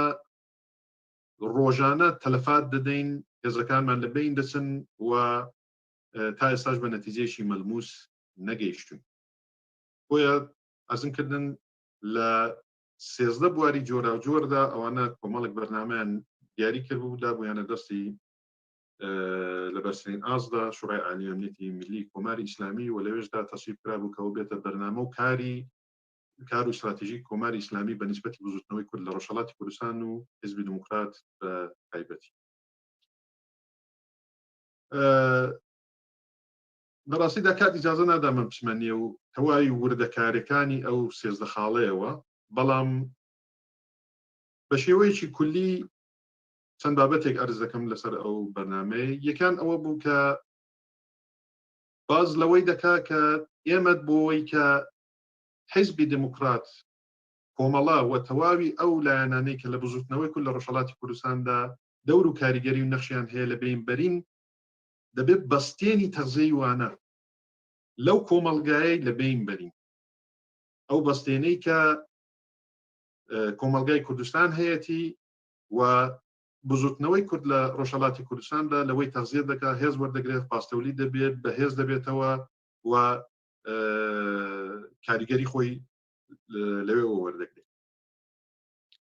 لەو ڕاهەندەیەوە لە ئەو قۆناغیدا ئێمە دەبینین کە لێدان لە بنیاتە کۆمەڵایەتەکانی کۆمەلگای کوردستاندا دەبێتە یەکێک لە بەرنامە سەرەکیەکانی دام و دەستگاکان و بەئیسلا بەرنامەکانی کۆماری ئیسلامی بە نیسبەتی بزوتنەوەی کورد لە ڕۆژهەڵاتی کوردستاندا بۆ نمونە پەرەپێدانی مادە سەرکەرەکان لە ڕۆژهەڵاتی کوردستاندا بە شێوەیەکی سیستماتیک بۆ دەستپێکردنی شەڕێکی نەرم و جینۆسایدێک کە دوایی زۆر بە حەق نێوی جینۆسایدی سپی لەسەرندا لە ڕۆژهەڵاتی کوردستاندا کە بەداخەوە پۆتانسیێلێکی گەورە و عەزیمی لە لاوانی کوردستان کە دەیانتوانین نەخش و دەور و کاریگەریان هەبێت لە بزوتنەوەی کورد لە ڕۆژهەڵاتی کوردستاندا گرت و دەتوانم بڵێم لە بینی برد و تاسیراتێکی زۆر نگاتیڤ و مەنفی و کاریگەری لەدانا لێدان لە بنەمای کۆمەڵایەتیەکان لە زۆر بارەوە و پەرەپێدانی خەسارە کۆمەڵایەتیەکان ئەو بەرنامەیەک بوو کە کۆماری ئیسلامی بە شێوەیەکی سیستماتیک و بە ئەبزاری جۆراوجۆر و بە مێتۆدی جۆراوجۆر هەوڵی دەدا کە لە کۆمەلگای کوردستاندا پیادەی بکات بابەتێکی دیکە کە لەو سەنەدەیدا ئاماژەی پێکرا بوو ئەوە بوو کە لە ڕاستیدا سازکردنی جەریانی ئینحرافی لە کوردستاندا وە گۆڕین و تەحریفی خواست و داخوازەکانی گەلی کورد لە ڕۆژهەڵاتی کوردستاندا لە مەسەلەیەکی نەتەوایەتیەوە بۆ مەسەلەکانی دیکە وەکو مەسەلەی ئاینی و یەکێک لەو بابەتانە ئێمە دەبینین لەو خۆناغیدا پەرەگرتنی ڕادیکالیزمی ئیسلامی لە ڕۆژهەڵاتی کوردستاندا کە بەدەیان سەنەد و بەڵگە شاهدی ئەوە بوون کە دامودەستگاکانی کۆماری ئیسلامی پەرەپێدەری ئەو بیر و بۆچوون و سازمانانن و لە ڕاستیدا بەتایبەتی لەو ناوچانەی کە کورد پێکهاتەی شیعە و سوننەی هەبوو و دەتوانم بڵێم دەیهەویست تەبدیل بە خەتێکی گوسەل و جیاکەرەوەی بکە بەو معنایەی کە پەرەپێدانی وانە ببێتە هۆکارێک بەوەی کە ئەو پێکهاتەی لە کورد کە خاوەنی مەزهەبێکی وەک مەزهەبی شیعەن یا پێکهاتەیەکی وەک یارسان لە ناوچەکانی باشووری کوردستاندا تووشی ترس و دڕاڵڕاوکەیەکە کە ئەوانە نزیک کاتەوە لە کۆماری ئیسلامی لەلایەکی دیکەشەوە لە پتانسیێلی تەخریبی وانە ئیستفادە بکە لە دژی بزوتنەوەی کورد و لە دەرەوەی سنوورەکانی خۆی و ئەوانەش بەکار بێنێ لە معاملات و معادلاتی خۆیدا بەو معنایە کە کۆماری ئیسلامی خۆی لە بەرەی دژە ترۆردا بتوانێت پێناسە بکات. بابەتێکی دیکە کە کۆمەلگای کوردستان و بزوتنەوەی کورد لە ڕۆژهەڵاتی کوردستان لەو خۆناغیدا دەگەڵی بەرەو ڕوویە ئەوەیە کە کۆماری ئیسلامی حەول دەدا کە خواستی کۆمەلگای کوردستان لە خواستی ڕوخانی کۆماری ئیسلامیەوە ڕاکێشکە بەرەو خواستی ئیسلاحات و کایەکردن لە چوارچێوەی پلان و بەرنامەکانی کۆماری ئیسلام و سیاسەتەکانی کۆماری ئیسلامیدا. لەو خۆناغیدا کە ئێمە شاهدین کۆماری ئیسلامی بۆ تەسبیتی دەسەڵاتی خۆی شانۆی ئیسلاحات وەڕێ دەخا و هەر لەو خۆناغەشدا کە تێئۆریسیەنی ئیسلاحات کەسێکی وەک سەعیدی حەجاریان پلانێک یا ئەستراتیژیک ڕادەگەیەنێ تحتی عنوانی دگەردیسی ئۆپۆزیسیۆن یا ئاڵوگۆڕ لە پێکهاتە و ناوەڕۆک و فۆرمی ئۆپۆزیسیۆندا. لە ڕاستیدا ئەوە دەبێتە مێتۆدی کاری کۆماری ئیسلامی لەو خۆناغیدا بە نیسبەتی ئۆپۆزیسیۆنی خۆی و بەگشتی و لە کوردستانیش بە تایبەتی بۆ ئەو بابەتێک کە ئەرزم کردن بەو معنایە کە کۆماری ئیسلامی حەول دەدا کە خواست و داخوازەکانی گەلی کورد لە چوارچێوەی ڕوخانی کۆماری ئیسلامی بگوازێتەوە بۆ کایە و بەرنامەکانی نێوخۆیی ڕژیم و ڕژیم بیهێوێ لە پۆتانسیێلی کوردستان بە نەفعی خۆی و لە چوارچێوەی باڵەکانی خۆیدا و پێکهاتەی خۆیدا ئیستفادە بکات. ئەو شتێک کە لە چوارچێوەی پلان و بەرنامەکانی کۆماری ئیسلامیدا بۆ باسی دیگەردیسی ئۆپۆزیسیۆن یا گۆڕانکاری لە فۆرم و پێکهاتەی ئۆپۆزیسیۆندا هەیە ئەوەیە کە کۆماری ئیسلامی لەو خۆناغەدا باز لەوەی دەکات کە ئێمە دەبێ ئۆپۆزیسیۆنی بەرەنداز یا ڕوخێنەری خۆمان تبدیل بکەین بە ئۆپۆزیسیۆنێکی فکری، یعنی ئەوانە دەست لە مەسەلەی ڕوخانی کۆماری ئیسلامی هەڵگرن، دەست لە فازی چەکداری و خەباتی مسلحانە هەڵگرن، بێن فقط دە چوارچێوەیەکی سرفی فکری مخالفەت لەگەڵ کۆماری ئیسلامی بکەن و دواتریشی ئاڵوگۆڕ بەرەو ئەو خۆناغی کە ئەوانە تبدیل بە موافقی کۆماری ئیسلامی بکرێن و بێن دە چوارچێوەی سیاست و بەرنامە و پێکهاتەی کۆماری ئیسلامی دەکار بەرنامەکانیان بەرەو پێش بن.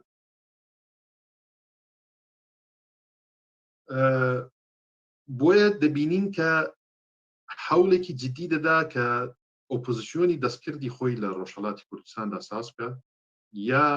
ئەو بەرنامەیەی لە ڕێگای جۆراجۆرەوە لە نێو بزوتنەوەی کوردە ئێلقا بکە کە بزوتنەوەی کوردیش لە ڕۆژهەڵاتی کوردستاندا لە ڕاستیدا پچێشێتە نێو ئەو داوەی کە کۆماری ئیسلامی تەڕاحی کردو بۆ قۆناغی تەسبیتی دەسەڵاتی خۆی. بابەتێکی دیکە کە لەو سەنەدەیدا ئاماژەی پێدەکرێ بەحسێکە لەسەر ئەوەی کە دەبێت دموگرافی ڕۆژهەڵاتی کوردستان ئاڵگۆڕی بەسەردا بێت. ئێمە دەبینین کە بە شێوەیەکی زۆر سیستماتیک هەوڵ دەدرێت کە پێکهاتەی حەشیمەتی شارەکانی کوردستان بەتایبەت لەو ناوچانەی کە تەرکیبی حەشیمەتی نەتەوەیی ئتنیکی جۆراوجۆری تێدایە، کۆماری ئیسلامی بە شێوەیەکی سیستماتیک هەوڵی بۆ دەدا کە ئەو پێکهاتەی بگۆڕێ و دموگرافی بگۆڕێ. ئەرزم کردن کە ئەو بابەتە زۆر هەڵدەگرێ و احتیمالی وەکە لە ماوەیەکی کورتدا لە وێبنارەیدا ئەمە بتوانین بپەرژێنە سەر تەواوی ئەو باس و بابەتەی و لێکی بدەینەوە بە بڕای من کاتەکە ئیجازە نادا و لە پەناوەشدا کۆماری ئیسلامی باز لە حەسفی فیزیکی ئۆپۆزیسیۆنی خۆی دەکات. یعنی لەگەڵەوەی کە لە مێتۆدی نەرمەبزاری بە شێوەیەکی زۆر جدیتر و کاریگەرتر لە قۆناغی پێشووی خۆی دەهەوێت کەڵک وەرگرێ و کاری لەسەر دەکات و دەیکاتە پلان و بەرنامەی دامودەستگاکانی خۆی بە نیسبەتی بزوتنەوەی کورد لە ڕۆژهەڵاتی کوردستان و حیزبی دموکراتەوە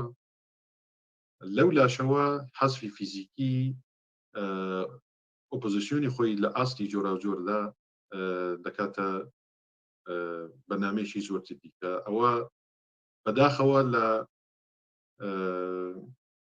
ترۆری ڕێبەرانی کورد لە شەید دکتۆر قاسملوورا بگرە تا شەید دکتۆر سەعید کە کاریگەریشی زۆر نگاتیڤ و قوڵی لەسەر بزوتنەوەی کورد لە ڕۆژهەڵاتی کوردستاندانە، چون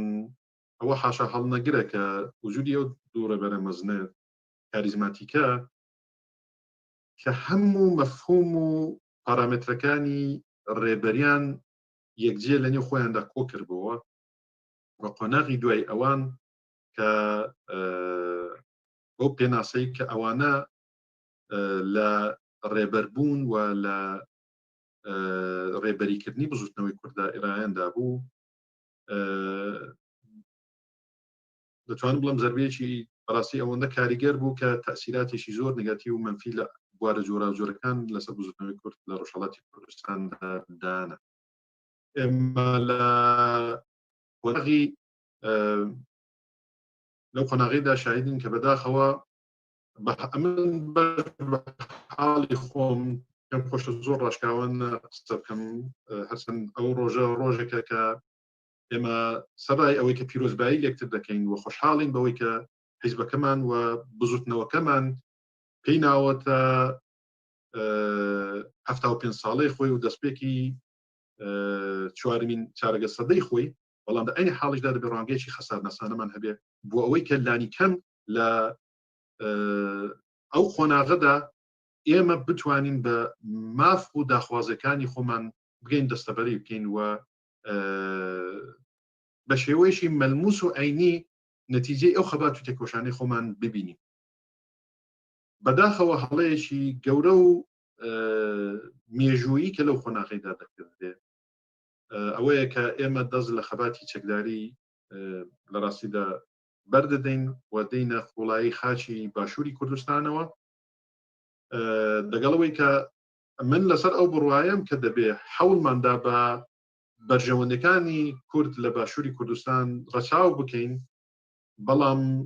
دابەزینی خۆمان بۆ دەستبەردان لەو بزافەت چەکداریە بەربڵاوە کاریگەریەی کە ئێمە هەمان بوو و بێ ئەوەی کە ئالتەرناتیوێکی جدی و بەرچاوڕوونیشی جدیمان بۆ مەسەلەکەی هەبێ، پێم وابێ هەڵەیەکی زۆر گەورە بوو و تاسیراتیشی زۆر گەورە و نگاتیڤ و مەنفی لەسەر بزوتنەوەی کورد لە ڕۆژهەڵاتی کوردستاندانە. هەرچەند ئەوڕۆ هەوڵ دەدەین کە لە قۆناغی ڕەساندا جارێکی دیکە دیسان خۆمان بگەینینەوە ئەو قۆناغەی، بەڵام دەکرا ئێمە بە کۆمەڵێک ئاڵوگۆر لەو سەردەمیدا ئەو پێکاتەیەمان پاراسبا و هەوڵماندا بە کە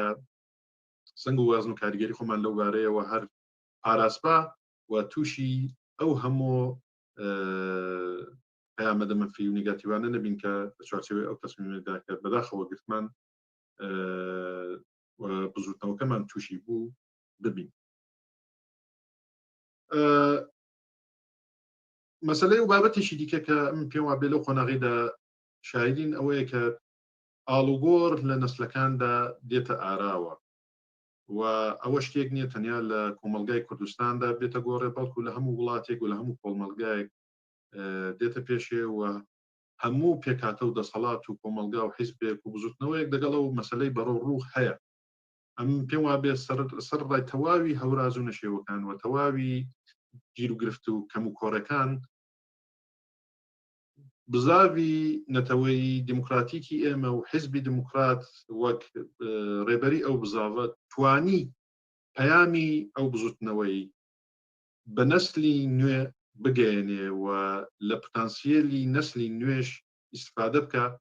و ئەوڕۆ دەبینین کە بەڕاستی نەسلی نوێ لە ڕۆژهەڵاتی کوردستان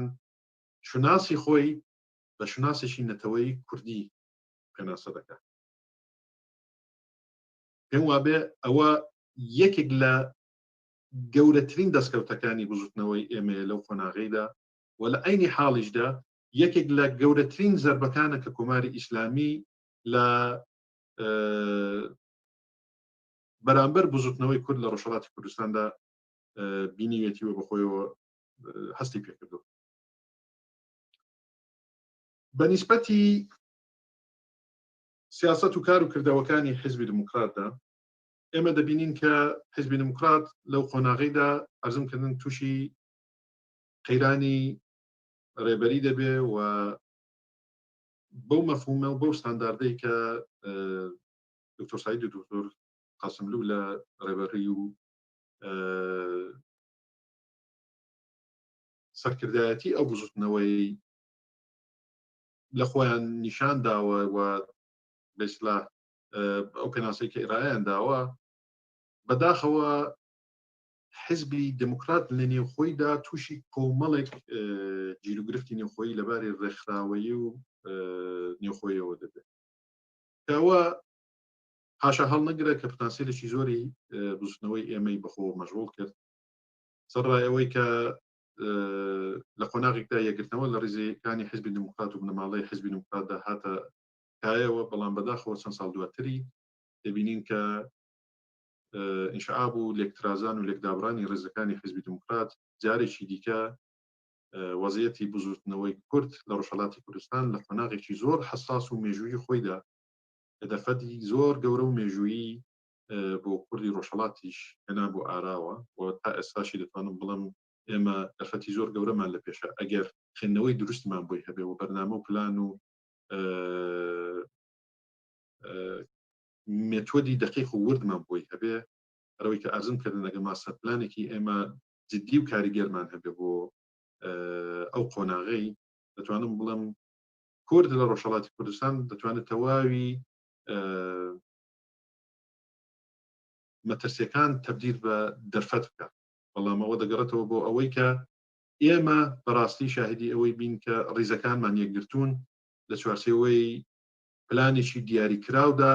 بزوتنەوەکەی خۆمان دەبینە پێشێ و دەست هەڵدەگرین لە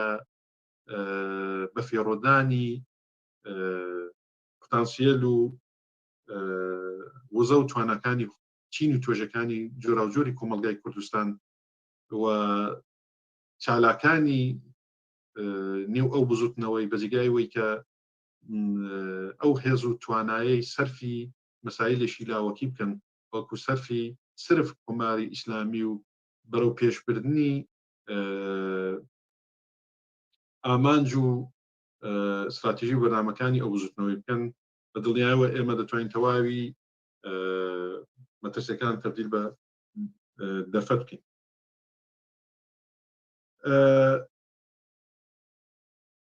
پێم خۆشە ئاماژە بە نوکتەیە بکەم ئەوەیە کە ئێمە بە نیسبەتی دژایەتیکردن لەگەڵ تەواوی ئەو پیلان و بەرنامانێک کە کۆماری ئیسلامی بە نیسبەتی بزوتنەوەی کوردەوە هەیبۆ تەبیەتەن حیزبی دموکرات و بزوتنەوەی کوردیش بەرنامە و پلانی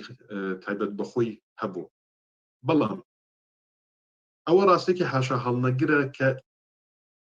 بەداخەوە بە تایبەتی لە قۆناغە سەرەتاییەکاندا ئەوەڵەن فۆرم و پێکاتە و خەوارەی حیزبی دموکرات و تەسیری خەباتی چەکداری لەسەر شێوە مێتۆدی کارکردنی ئەو حیزب و ئەو بزوتنەوەی لە ڕاستیدا بۆ ماوەیەکی زۆر و ئەرزم کردن دابەزین لە شاخ و هاتنوە نێو قوڵایی باشووری کوردستانەوە بەبێ بەرچاوڕوونێکی ڕوون و دقیق و بەبێ بەرنامەیەکی وردەوە بەبێ ئالترناتیڤ لە ڕاستیدا تا ڕادەیەکی زۆر ئێمە دوا دەخا لەو قۆناغەی کە ئیسفادە لەو بەستێنە گشتیەی بکەن کە لە سەرەتای قسەکانمدا لە باسم کرد کە لە ڕۆژهەڵاتی کوردستاندا پەرەی گرتووە و دەتوانم بڵم زەمینەیەکی زۆر زۆر باشی ساز کردووە کە بزوتنەوەی کورد لە ڕۆژهەڵاتی کوردستاندا بتوانێت بە شێوەیەکی زۆر جەماوەریتر و بەفراوانتر بە ڕووی کۆماری ئیسلامی بێتەوە. بەڵام هەرچەند لە قۆناغەکانی دواییدا کەمکەمە و قۆناغ بە قۆناغ حیزبی دموکرات و بزوتنەوەی کورد لە ڕۆژهەڵاتی کوردستان کەمکەمە متەوەجێ ئەو ئاڵگۆڕانە دەبێت و هەوڵ دەدا و بەخۆشیەوە دەبینین کە ئەوڕۆ نەتیجەکانی عینی لە ڕۆژهەڵاتی کوردستاندا دەبینین و هیوادارم ئەوە بە بەردەوامی کاری لەسەر بکرێ خوێندنەوەی ورد و دقیقی بۆ بکرێ ئەو ئاڵوگۆڕ و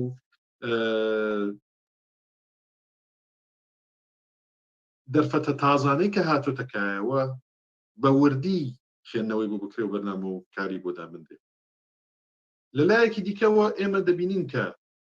بۆ وێنە لە قۆناغێکدا حیزبی دموکرات باز لە ئاشتی سەراسەری دەکات لە ڕۆژهەڵاتی کوردستاندا لە پەیامێکدا ڕوو بە هەموو پێکاتە و چین و توێژەکانی کۆمەڵگای کوردستان حیزبی دموکرات داوا دەکات کە ئێمە لەو دەورە باتڵەی کە کۆماری ئیسلامی و دامودەستگاکانی کۆماری ئیسلامی بۆ ئێمە وەک کورد لە ڕۆژهەڵاتی کوردستاندا سازیان کردو بینە دەرێ و تەواوی پتانسیلی خۆمان بەجگای کە سەرفی دژایەتی لەگەڵ یەکتری بکەین بەڵکو سەرفی مبارزە لەگەڵ کۆماری ئیسلامی بکەین. هەرچەند بەداخەوە لەو مەقتەیدا خوێندنەوەی زۆر جار هەڵەی بۆ کرا و تەفسیری زۆر هەڵەی بۆ کرا لەو پەیامەی کە بەنیسبەتی ئەو پەیامە ئاشتی کە بەنیسبەتی تەواوی پێکاتە و چین و توێژەکانی کۆمەڵگای کوردستان ڕاگەیەندرا. بەڵام ئەمن پێم وابێ ئەگەر ئەو سەردەمی بەرنامەیەکی زۆر ورد و دقیق بۆ پیادەکردنی ئەو ئیستراتیژیەی جێبەجێ کرابە ئەوڕۆ قۆناغی ڕاسانی ئێمە زۆر جددیتر لەوەی کە ئێستاش هەیە بەرەو پێش دەچوو هەزینەکان و تێچۆکان لە هەموو ڕەهەندەکانەوە کەمتر دەبووەوە و دەرفەتی بزوتنەوەیەکی عینی جەماوەری بەرفراوانتر لە دژی کۆماری ئیسلامی لە ڕۆژهەڵاتی کوردستاندا زیاتر دەبوو. هیوادارم دیسانیش هەرچەند بە بڕوای من بریابە ئەوە لە قۆناغی پێشودا کاری زۆر جددیتری لەسەر کرابە و زۆر بەوردتری جێبەجێ کرابە، بەڵام هیوادارم لەو قۆناغی ئێستادا دیسان ئاوەڕدانەوەیکی جددی بۆ بکردێ و لە ڕاستیدا گەورەترین ئامانجی کۆماری ئیسلامی ئەوە بووە کە شەڕی کورد بە کورد بکە ئەو پۆتانسیێل و دەرفەتە لە دەستی کۆماری ئیسلامی بێتە دەرێ.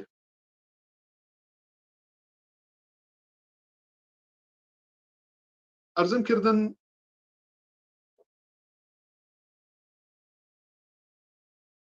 قۆناغی دوایی شەهیدبوونی دکتۆر شەرەفکەندی تا قۆناغی ڕاسان قۆناغێکە کە هەوراز و نشێوی زۆر بەخۆیەوە دەبینێ و دەگەڵ تەواوی ئاڵۆزی و هەوراز و نشێوەکاندا ئەمن پێم وابێ مەجای زۆر گەورەی تێدایە بۆ خەسارناسی و لێفێربوون و لە عینی حاڵیشدا مەجای زۆر گەورەی تێدایە کە جاریشی دیکە ئەمە دەرفەت و مەترسیەکان هێناسە بکەینەوە و هیوادارم لە قۆناغی نوێی خەبات و تێکۆشانماندا هەروەکی ئەرزم کردن لە چارەگە سەدەی چوارمی خەبات و تێکۆشانماندا بتوانین کە بە ئامانج و ئاواتە لە مێژینەکانی خۆمان واتە ڕزگاری نەتەوەییمان مافەکانمان ئازادیمان و سەربەستی و سەربەرزی گەلەکەمان بگەین. زۆر زۆر سپاسان دەکەم و مەمنونم بۆی کە کاتی خۆتان بۆ من تەرخان کرد و حوسڵەتان هەبوو گوێتان لە باسکەی من مەمنون. زۆر سپاسان. بەڕێز کاک شاهۆی فەرازمەند زۆر سپاسی جەنابتان دەکەین و ماندوونەبوون و دەستخۆشیتان دەکەین. زۆر سپاستان دەکەم. من لێرە ئەگەڕێمەوە لای بەڕێز کاک حسێن نازدار پرسیارێک ئاراستەی کاک حسێن کەم دوایەوە بێگومان ئەگەڕێمەوە لای کاک شاهۆ جەنابیشت. دیارە کاک حسێن نازدار زۆر بە تێر و تەسەری باستان لەسەر سیاسەتەکانی حزب داخوازیەکانی حزب و کولەن ئەو شتانەی کە بەرنامە و کارەکانی حزب زۆر بە تێر و تەسەری کرد. لە قۆناغێکیانە ئیشارەتان بە مەسەلەی ڕاسانی نوێ کرد. ئایا ڕاسان تا چەند توانیویەتی ئەو بۆشایانەی کە پێشتر هەبووە پڕی بکاتەوە و ببێتە هەوێنێکی ببێتە هیوایەکی گەورە بۆ خەباتی داهاتوومان بۆ خەباتی ببورە ئێستامان بۆ خەباتی ئێستا. وەڵامت دەمەوە دەنگم دێ بۆ لای جەنابەت کاکە. بالا کاک حسێنگیان فەرموو وەڵام دەرەوە گوێمان دەدەنێتەوە. ڕاستان بۆتە بە لەواقعدا بۆتە بە کاتالیزۆرە، یعنی کاتالیزۆرە مەبەستم ئەوێ بۆتە بە هاندەرێکی سەریع لە ڕەهەندی جۆرا و جۆردا. لە ڕابردوودا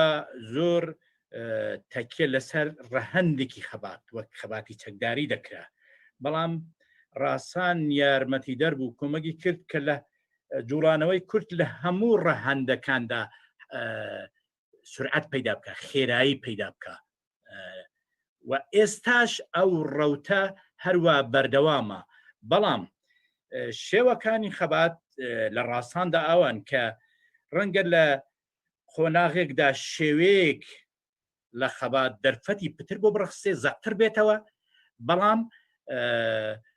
لە قۆناغێکی دیکەدا شێوەیەکی دیکە. ئێستا خەباتی نێوشار دەرفەتی پتر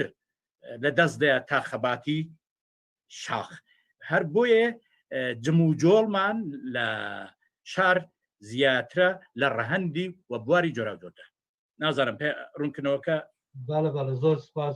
زۆر ڕەسا و زۆر مەفهوم. زۆر سپاس بەڕێز کاک حسێن. بەڕێز کاک شاهۆی فەرازمەند ئەگەڕێمەوە لای جەنابتان ئەگەرچی لەوانەیە خۆت لەبەر خاتر کات نەکریا زۆر ینی بڕێتە ناو ئەو باسەوە، بەڵام لێرە پرسیارێک لەوانەیە لای زۆر لە بینەر و بیسەرانی ئێمە دروست ببێت. ئیشارەتان بە خاڵێکی زۆر گرنگ کرد، هاتنە خوارەوە لە قەندیل لەو سەردەمەدا کە سەردەمێکی یەکجار حساس بوو و تایبەتیش بوو. پێتان وایە چی بوو بە هۆکاریەوەی کە ڕێبەری حزب قەناعەت بکات لە قەندیل بێتە خوارەوە؟ من پێوە بێ ئاڵوگۆڕەکان لە وەزعەتی ژێۆپۆلیتیکی ناوچەکەدا شکلگرتنی باشووری کوردستان، کۆتایی شەڕی ئێران و عێراق و بەداخەوە تڕۆری دوو ڕێبەری گەورەی ئێمە دکتۆر قاسم و دکتۆر سعید، ئەوانە هەموو کاریگەری خۆی هەبوو لەسەر گرتنی ئەو تەسمیم و عینی حاڵیشدا من ئەو ڕخنەی بە شێوەیەکی جددی وارد دەکەم و پێشووتریش لەگەڵ هاوڕیانی خۆمان لە ئاستی ڕێبەریدا منەوە باس کردووە، ینی ئیمکانی نییە کە تۆ چۆن دەتوانی بزوتنەوەیەک کە دەور و کاریگەریشی بەرچاو و قوڵی هەیە و فاکتۆرێکی بەڕاستی گەورە و گرنگ و جددیە و مێتۆدێکی خەباتی چەکدارانە کە تاسیرێکی زۆر گەورەی لەسەر ئەو بزوتنەوەی هەیە بە بێ بەرچاوڕوونیەکی دیاریکرا و بە بێ ئالترناتیوێکی باش و جێگرەوەیەکی باش دەستی لێ هەڵگری و بێ لە باشووری کوردستاندا تووشی فازێک و قۆناغێکی بی کە بەداخەوە هەموو ئێمە پێویست نەبچینە نێو وردەکارەکانیەوە بەڵام هەموو ئێمە شاهدین کە چه وەزیەتێک بەسەرمان هات و دێ و تا ئێستاشی درێژەی هەیە بۆیە دیسانیش تاکید دەکەمەوە کە دەکرا ئێمە ئاڵوگۆڕێک لە وەزعیەتەکەیدا پێک بینین ئاڵوگۆڕێک لە کار و چالاکیەکانمان و ئاستی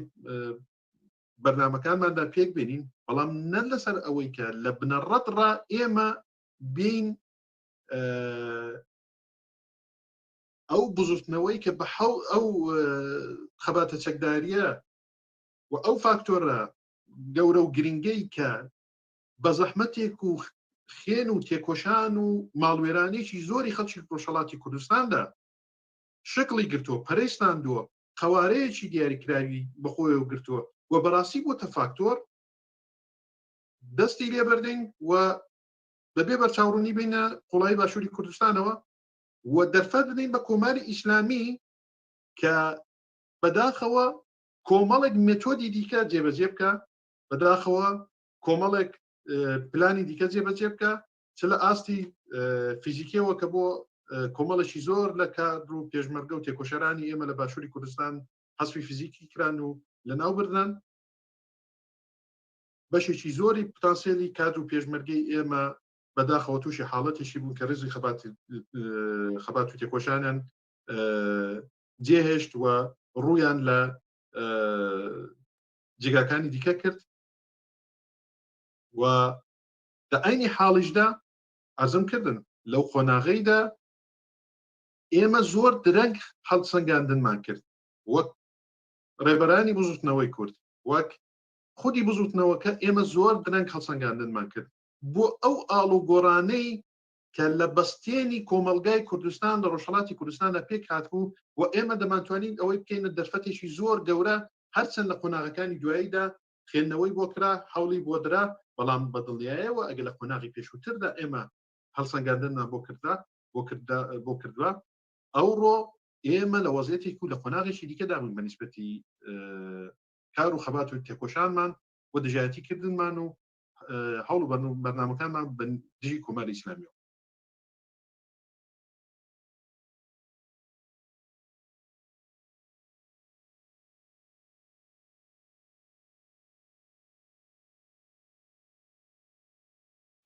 دەنگت نیابرا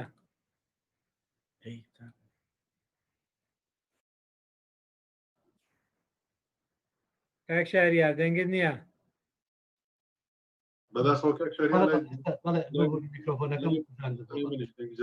کاک حسێنی بەڕێز و خۆشەویست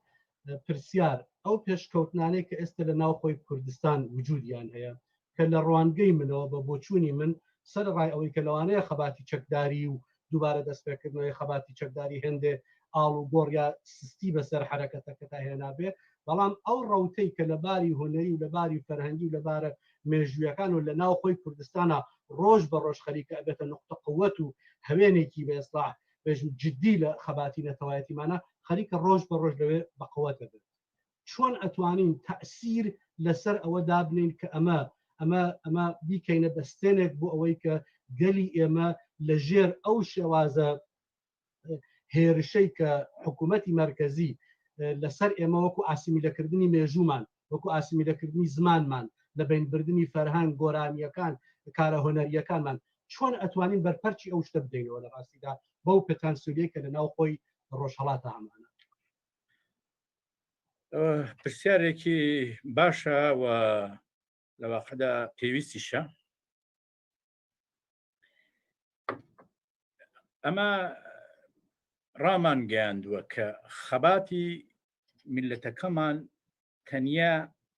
یەک ڕەهەندی خەباتی نییە و دەبێ هەموو ڕەهەندەکانی خەبات چالاک بکەین و بۆ هەر ڕەهاندێکیش شناخت و لەواقعدا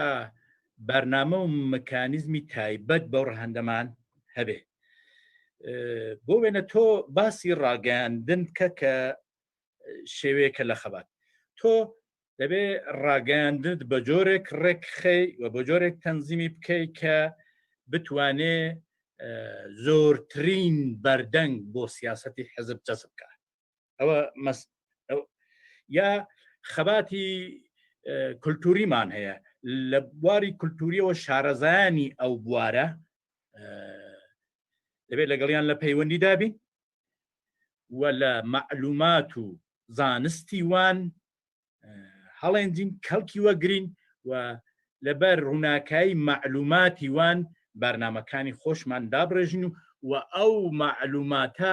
بکەینە بە سیاست و بینێرینەوە نێو کۆمەڵانی خەڵک بۆی لە حاڵەتی تیۆری و فکری دەری بێنین بۆ حاڵەتی دەستکرد و مادی. و ئەوە لە ڕەهەندەکانی دیکەشدا هەر دەبێ ئەگە بمانەوێت چالاک بێ هەر دەبێ ئەوە بچینە پێشێ لەگەڵ کۆمەڵانی خەڵکدا پەیوەندی چڕ و پڕمان هەبێ و لە معلومات و زانستی وان کەڵک وەرگرین و بیدەینەوە بە خەڵک. و ئەو کارەش بە خەبات و تێکۆشانێکی چالاکانە دەکرێت و بە هەڵسوڕانێکی کاریگەر دەکرێت و دەبێ بشتوانین لەو ئامرازانەی کە لە دنیای ئەوڕۆدا کاریگەرن کەڵکیان لێوەرگرین. لە واقعدا هەر ئامرازەکانمان ئامرازی سنەتی نەبن، کەرەسەی کارمان کەرەسەی سنەتی نەبێ. ئێمە بتوانین لە هەموو ئامرازێکی ئەو سەردەمە بۆ چالاکترکردنی خەباتی فرەڕەهەندی خۆمان لە ڕۆژهەڵاتی کوردستان و لە ئێرانی سپارە بکەین. بەڕێز کاک حسێن نازدار ئەندامی هەیئەتی ئیجرایی ناوەندی سیاسی حزبی دموکراتی کوردستان لێران پڕ بەدڵ سپاسی جەنابتان دەکەم. بەڕێز کاک شاوی فەرازمەند لە باسەکانتانە ئیشارەتان بە مەسەلەی ئەو زانیارە نهێنیانە بوو کە دەستان کەوتووە کە وەختی خۆی لە بەشی ئەمنیەت لەگەڵ ڕۆحی شاد بێت کاک چەکۆ بینیوتانە.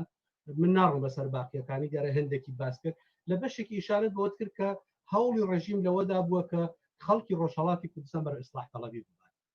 کە تا حدێکی ناڵم سەرکەوتوو بووە، بەڵام تا حدێک توانی هەندێک لە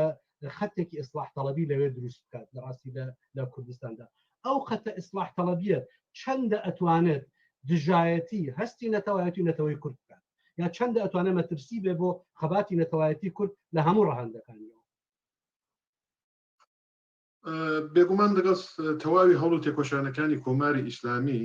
تا ئێستاش کوردستان هەر لە پێگەی بەرەندازیەوە ماوەتەوە و هەر لە پێگەی ڕوخانەوە چاو لە دەسەڵاتی کۆماری ئیسلامی دەکاوە. کۆماری ئیسلامی شار لەو پێگەیەوە چاو لە خەڵکی کوردستان دەکات. یعنی وە خۆی نیشان دەدا کە کۆماری ئیسلامی لەو بەرنامەیەدا سەرکەوتوو نەبووە و بە نەزەری من سەر ڕای تەواوی هەوڵ و تێکۆشانەکانی کۆماری ئیسلامی نەیتوانی ئەو پۆتانسیێلی لە ئیسلاح تەڵەبەکان یا ئیسلاح تەڵەبی لە کوردستاندا ساز بکات کە بتوانێت بزورتنەوەی کورد بە ئاستێک تەزعیف بکا و بە ئینحرافی پێشێکە دەست لە مافە نەتەوایەتەکانی خۆی هەڵگرێ و بێتە چوارچێوەی کایە و بەرنامەکانی کۆماری ئیسلامیەوە. من ڕێز و احترامم بۆ هەموو تێکۆشەران هەیە، بۆ هەموو ئەو کەسانەی کە هەنگاو هەڵدەنێنەوە لە پێناو ماف و ئازادەکانی میلەتی ئێمەدا و ڕۆژێک لە ڕۆژان کەم تا زۆر هەنگاوێکیان هەڵێناوەتەوە بۆ ئەو بزوتنەوە بۆ ئەو خەباتی. بەڵام لە کوردستاندا ئەمن بە دڵنیایەوە ئەرسان دەکەم کە ئەو کەسانی کە لەباری ئیدۆلۆژیکەوە وابەستن بە کۆماری ئیسلامی بەڕاستی دەرسەدەشی زۆر زۆر زۆر زۆر کەم لە پێکاتەوە حشومەتی کوردستانی ڕۆژهەڵات پێکدن و دوای چواردەیە لە عمری کۆماری ئیسلامی لە کوردستاندا سەرکەوتوو نەبوو کە لەباری ئیدۆلۆژیکە و دەستکەوتی ئیدۆلۆژیکی هەبوو بێت و تەنانەت دەبینین ئەوڕۆ لە سەراسەری ئێراندا و لە خودی نێو قوارەی کۆماری ئیسلامیشدا کۆماری ئیسلامی ئەو سڕە ئیدۆلۆژیکەی کە هەیبووە لە دەستیدا و ڕۆژ بە ڕۆژ تەسعیب دەبێت بۆیە هیچ شتێکی بۆ نەماوەتەوە غەیری ئەوەی کە دڕندەیەکی زۆر عوریان و کوشتارێکی زۆر بێبەزایانە و غەیری ئەعدام و کوشتار و تۆقانوت برنەسەری دیواری ترز ڕۆژ بە ڕۆژ لە کۆمەڵگادا هیچ مێتۆد و دەفەت و گوزنیەکی دیکەی لەبەردەستی نەماوە. لە کوردستانیشدا بە دڵنیایەوە کە هەر لە ڕۆژی ئەوەڵەوە سەنگەری مبارزە و دژایەتیکردن و سەنگەری ڕوحانی کۆماری ئیسلامی بووە بە دڵنیایەوە کۆماری ئیسلامی نەیتوانیوە کە لەو بارەیەوە سەرکەوتوو بێت بەڵام هیوادارم لە نێو بزوتنەوەی کووردا ئەو دەرفەتە یا ئەو فکرە تاقی نەکرێتەوە ئەویش لە قۆناغی ئێستادا کە ئەرزم کردن کۆماری ئیسلامی زۆر بەڕوونی لە نیوەی دووەمی دەهەی هەفتای هەتاوێەوە ئەو پرۆژەی دیگەردیسی ئۆپۆزیسیۆن یا ئالوگۆڕ لە فۆرم و پێکاتی ئۆپۆزیسیۆن لە ناوەڕۆکی ئۆپۆزیسیۆنی خۆیدا دەکاتە بەرنامەوە دوای چەندین ساڵان کە کۆماری ئیسلامی لە هەموو بەرنامەکانی خۆیدا تووشی شکست بوو تازە ئێمە لە کوردستاندا بین و بمانەوێ بکەوینە ئەو داوەوە و بمانەوێ ئەو لەو فازەیدا تعامل لەگەڵ کۆماری ئیسلامی بکەین. یعنی هەر ئەو فازی کە بازم کرد لە باسی پرۆژەی ڕوخانی کۆماری ئیسلامی و ئۆپۆزیسیۆنی ڕوخێنەری کۆماری ئیسلامی و تبدیل بە مخالفی فکری کۆماری ئیسلامی بێ و مخالفی فکری کۆماری ئیسلامیش تبدیل بە موافقی کۆماری ئیسلامی کە بە دڵنیایەوە هەر کەسێک و هەر لایەنێک ئەو فکرەی هەبێ کە بەو شێوەی بهێوێت تعامل لەگەڵ کۆماری ئیسلامی بکات نەتەنیا دەستکەوتی لەسەر بەنسبەت کۆماری ئیسلامی و نابێ بەڵکو پێم وابێ حەزینەی زۆر قورس لەسەر دەستی بزوتنەوەی کورد لە ڕۆژهەڵاتی کوردستان و تێکۆشەرانی ئەو بزوتنەوەی دادنێت. بەڕێز کاکشاوی فەرازمان ئەندامی پێشی و ڕێبەری حزبی دموکراتی کوردستان ئێران پڕبەدڵ سوپاسدانەکەم بەڕێز کاک حسێن نازدار ئەندامی هەیەتی ئیجرایی ناوەندی سیاسی حزبی دموکراتی کوردستانیان پڕبەدڵ سوپاسدانەکەم بەڕێز کاک حسێن نازدار تکایە بە کورتی ئاخرین قسەکانتان هەر پەیامێکتان هەیە تکایە فەرمون گوێبیستین. وەڵا لە هەفتا و پێنجەمین ساڕۆژی نامەزرانی حزبی دموکراتی کوردستانی ئێراندا داوا لە سەرڕای ئەوە کە بەو بوونەوە پیرۆزبایی لە خەڵکی ڕۆژهەڵاتی کوردستان دەکەم داواش لە خەڵکی ڕۆژهەڵاتی کوردستان دەکەم کە ڕیزەکانیان یەکگرتووتر بکەن و بە هیوا و ومێدێکی باشتر لە مەیدانی ژیان و خەبات دابن. تەمەنی ڕژیمی ئیسلامی ئێران کەم بۆتەوە لە لێواری سەرە و لێژبووندایە. هیوادارم خەڵکەکەمان لە پێشوو خۆراگرتر بن و مەقامەتی زیاتر بکەن و پێکەوە هەمومان دەستدەنێ دەستی یەک و ئەو کرۆنای جمهوری ئیسلامی لەسەر مل و ژیانی خەڵکی لابەی. بەڕێز کاک حسێن جارێکی تر سپاسدانەکەم. بەڕێز کاکشاوی فەرازمەند تکایە گەر پەیامێکتانەیە فەرموو. دیارە دیستانیش سپاس و ڕێزی دووبارە خۆم عەزیز جەناب و هەموو بەڕێوەبەرانی ئەو وێبنارە دەکەم و دیسانیش پیرۆزبایی خۆم ئاراستەی هەموو کادر و پێشمەرگە و تێکۆشەرانی بزوتنەوەی ڕزگاری خوازی کورد لە ڕۆژهەڵاتی کوردستان و بنەماڵەی سەربەرزی شەهیدان و زیندانیانی سیاسی و هەموو کەسانەی کە خەمخۆر و دڵسۆزی ئەو بزوتنەوەیان و کەم تا زۆر هەوڵ دەدەن کە ئەو بزوتنەوەی بەرەو پێش بچێ و بە ئامانجەکان و دەستکەوتەکانی بگا پیرۆزبایان لێ دەکەم. عینی حاڵیشدا دیسان تاکید دەکەمەوە قۆناغێکی زۆر مێژووی حەساسە، دەرفەت و مەترسی زۆر گەورەمان لە پێشە. هیوادارم یەکگرتووی و یەکڕزیمان نە لە چوارچێوەی فقط شعاردا بمێنێتەوە بەڵکو بەکردەوە شاهدی یەکڕیزی هەم لە ناو تێکۆشەرانی بزوتنەوەی کووردا بین و هەم تەواوی ڕیز و ئاستەکانی خەڵکی ڕۆژهەڵاتی کوردستان لە هەموو چین و توێژەکاندا و هیوادارم کە حزبی دموکرات بە هەردوو لایەنەوە و هەموو حیزبەکانی تێکۆشەری ڕۆژهەڵاتی کوردستان لەسەر پلان و بەرنامەیەکی هاوبەش بۆ ئەو قۆناغە حەساس و مێژوویە پێک بێن بەخێنەوەیەکی واقعبینانە و دقیق و قوڵ لە ئاڵوگۆڕەکان لە دەرفەت و لە مەترسیەکان و ئەوەی بکەنە بەرنامەیەکی گشتگیر و بەربڵاو و هەروەکی ئەرزمکردن بیکەنە ماسەپلانێک بۆ بزوتنەوەی کورد لە ڕۆژهەڵاتی کوردستاندا بەو هیوایە کە هەرچی زووتر شاهیدی ڕوخانی کۆماری ئیسلامی بین و لە ئاکامی ڕوخانی کۆماری ئیسلامیدا و لە ئاکامی یەکگرتووی و هەوڵ و تێکۆشانماندا بتوانین ئێمە وەک کورد لە ڕۆژهەڵاتی کوردستاندا بە ئامانج و ئاواتە لە میژینەکانی خۆمان کە 75 ساڵە خەباتی بۆ دەکەین خێنی بۆ دەدەین و ماڵوێرانیمان لەسەر شێشتووە و بەڕاستی بە خێن و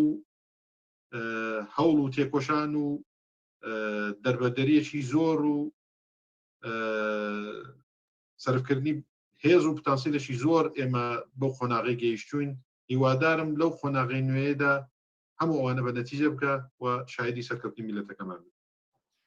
زۆر سپاس بەڕێز کاک شاهۆی فەرازمەند. بەڕێز کاک مەولود بەرپرسی کۆمیتەی سوێد تکایە فەرمایشێکتان هەیەوە؟ سپاس کاک شەهریار پێشکی لەلایەن کۆمیتەی سوێدی حزبی دموکراتی کوردستانی ئێرانەوە پیرۆزبایی 75 ساڵۆژی دامەزرانی حزبی دموکراتی کوردستانی ئێران لە بنەماڵەی سەربەرژی شەهیدان لە زیندانیانی سیاسی لە کادر و پێشمەرکانی حزبی دموکرات لە ئەندام و لایەنگرانی حزبی دموکرات دەکەم و لە کۆمەڵانی خەڵکی کوردستان بەگشتی و هەروەها دەستخۆشی لە برای بەڕێزن کاک حوسێن نازدار ئەندامی هەیئەتی ئیجرایی ناوەندی سیاسی کاک شاهۆی فەرازمەند ئەندامی پێشووی ڕێبەری حزبی دموکرات دەکەم سپاس بۆ وتە بەنرخەکانیان بە سپاسی بێپایان لەلایەن کۆمیتەی سوێد لە بەڕێزتان کە زەحمەتێکی زۆرتان کێشا بە تایبەت لەو ماوەیەدا هەمیشە لەسەر خەت بوونە و زۆرتان زەحمەت کێشەوە زۆرتان سپاس دەکەم. ئەمە ئەرزەکی دیکەم نییە هەرەوەی دەستخۆشیتانێ دەکەم. سپاستان. زۆر سپاس بۆ هاوڕێیانی کۆمیتەی سوئێد تەواوی کۆمیتە ناوچەکان و ئەو هاوڕیانەیە کە لە خزمەتمانە کە لە خزمەتیان نابووین. بەڕێزان خوشک و برایانی بەڕێز ئەوەی کە هەمانەوە نیمانە ئەمڕۆ سەمەرەی خوێنی شەهیدانمان شەهیدە سەربەرزەکانمان ئیمڕۆ ئێمەیان گەیاندوێتە ئەم قۆناغە سەرەڕای گەورەترین شانازی ئێمە شەهیدانمان ئەبێ ئەوەمان لەبیر نەچێت پێشمەرگە دێرینەکان فەرماندە قارەمانە دێرینەکان ئەوانەی کە ئەندامی جەستەیان بە شێوازێک لە شێوازەکان بریندار بوون و کەم ئەندام بوون هەمووی ئەوە سەمەرەی خەباتی ئێوەیە ئەوە ئێوەن چرای ئەمڕۆتان هەڵ کردووە بۆیە ئێوە هەمیشە جێگەی شانازیمانن ئێوە هەمیشە جێگەی سەربەرزیمانن و ئێوەن مامۆستای لاوانی ئەمڕۆ و هیچ کات زەحمەتەکانی ئێوە تێکۆشانی ئێوە فیداکاریەکانی ئێوە و تەواوی ئاوارەی و دەربەدەری و زەحمەتەکانی ئێوە لە بیری ئێمە ناچن ئێوە تاجی سەری ئێمەن و هەر لێرەیەوە ڕێز و سڵاو بۆ پێشمەرگە قارەمانەکانی کوردستان کە ئێستا لە چیابەرزەکانی کوردستان بەرامبەر بە کۆماری ترۆریستی ئیسلامی ئێران وەستاونەتەوە سڵاوتان بۆ ئەنێرین و هیوام سەربەرزی و سەرفەرازیتانە ڕێز و سپاسی ئێمە قبول بکەن جارێکی تر لەلایەن ڕێکخستنی دەرەوەی وڵات پڕ بەدڵ سپاسی بەڕێز کاک حوسێن نازدار ئەندامی هەیئەتی ئیجرایی ناوەندی سیاسی حزبی دموکراتی کوردستان ئێرانەکەن و هەروەها بەڕێز کاک شاهۆ فەرازمەند ئەندامی پێشووی ڕێبەر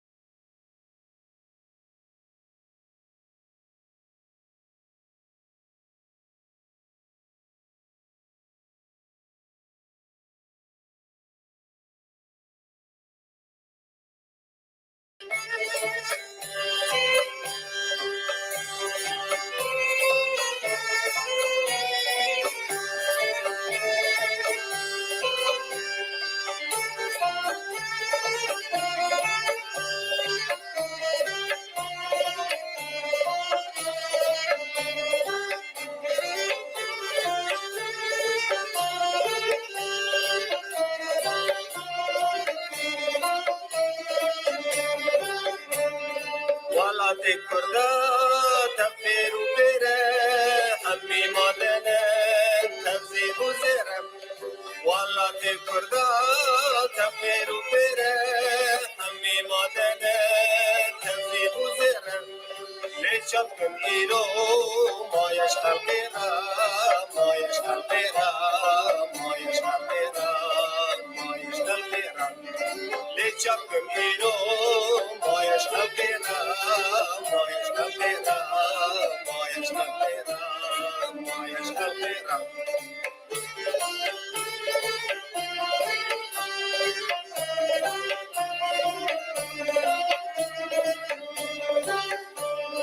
ولات کردا همین چیمانه اگی تو شیرو بلکته هنه ولات کردا همین چیمانه اگی تو شیرو بلکته هنه همی هوانو قسمام منه قسمام منه قسمام منه قسمام منه همی هوانو قسمام منه قسمام منه قسمام منه قسمام منه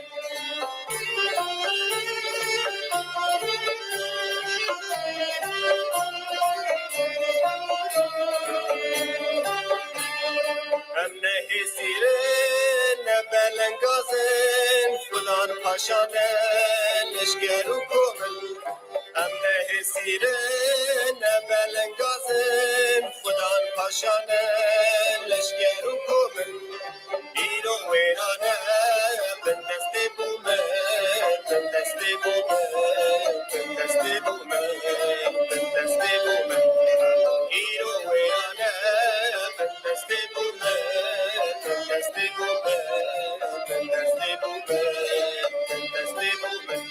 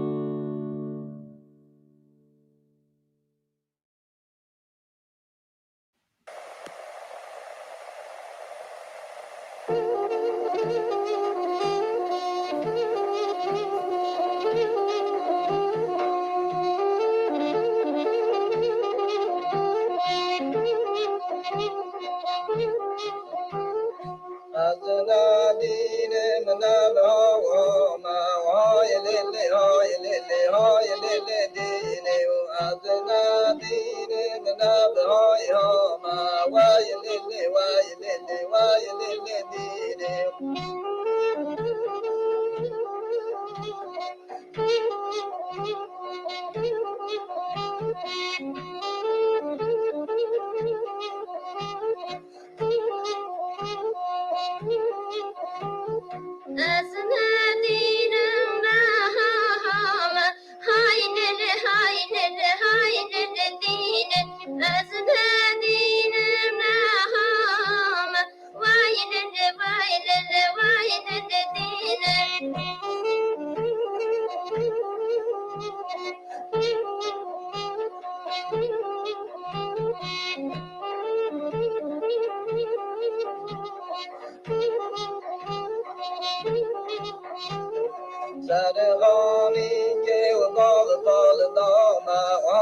lili hoy lili dini sarvani ke bol bol dama why lili dini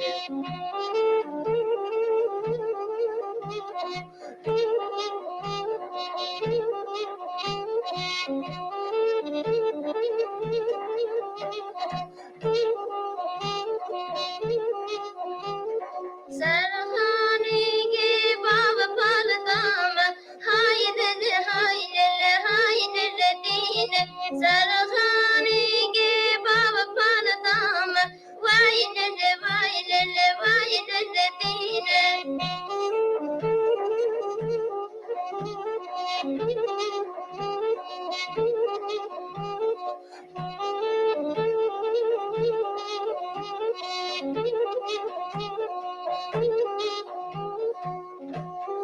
Jabalak Javon Gatar Doma, Hoy Lily,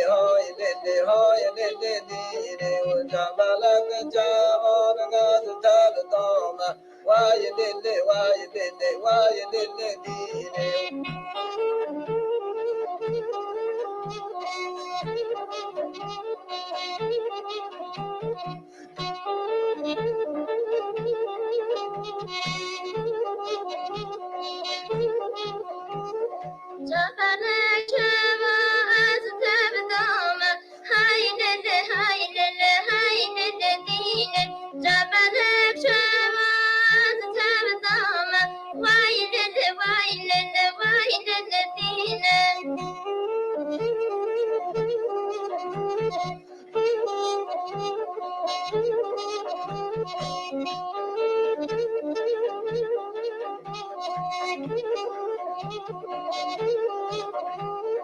Aznadine menabdurustem hoy lili dini Aznadine menabdurustem why lili dini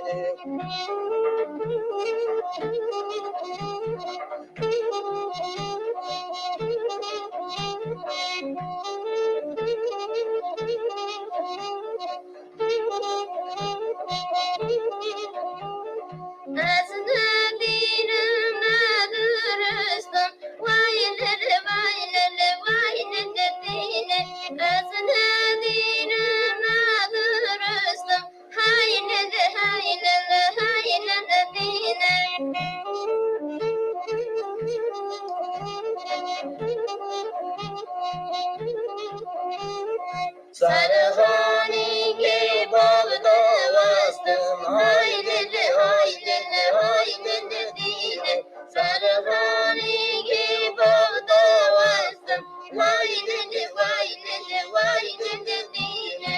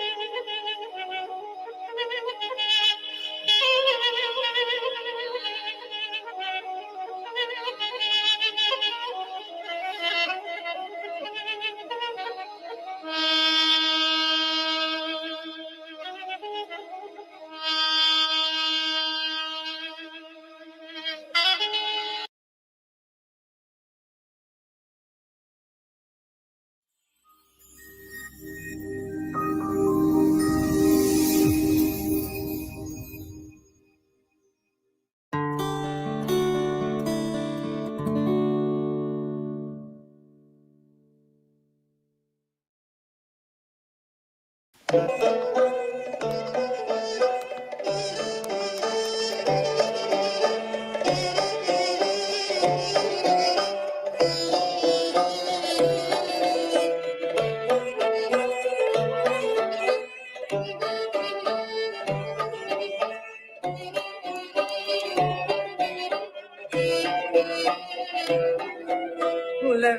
عیدی عزیز نوروز کاوه باری خود کن کولوس دلا بکن شمدان بیخن ساز و تنبور بشت لیخن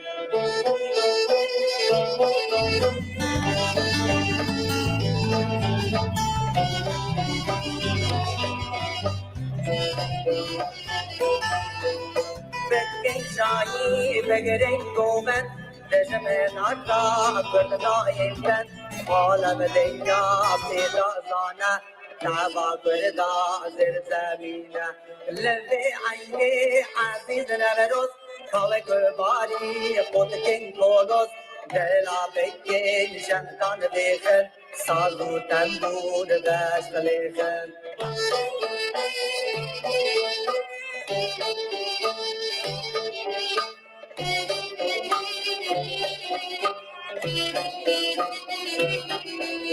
شهید مرو جانورز هنوز کرنه آزا یاروز استیرا بخت آه نگشته کردستان حسنی رشه لبی عیدی عزیز نوروز کاوه کباری خود کن گولوز دلا بکن شمدان بیخن ساز و تنبور بشت لیخن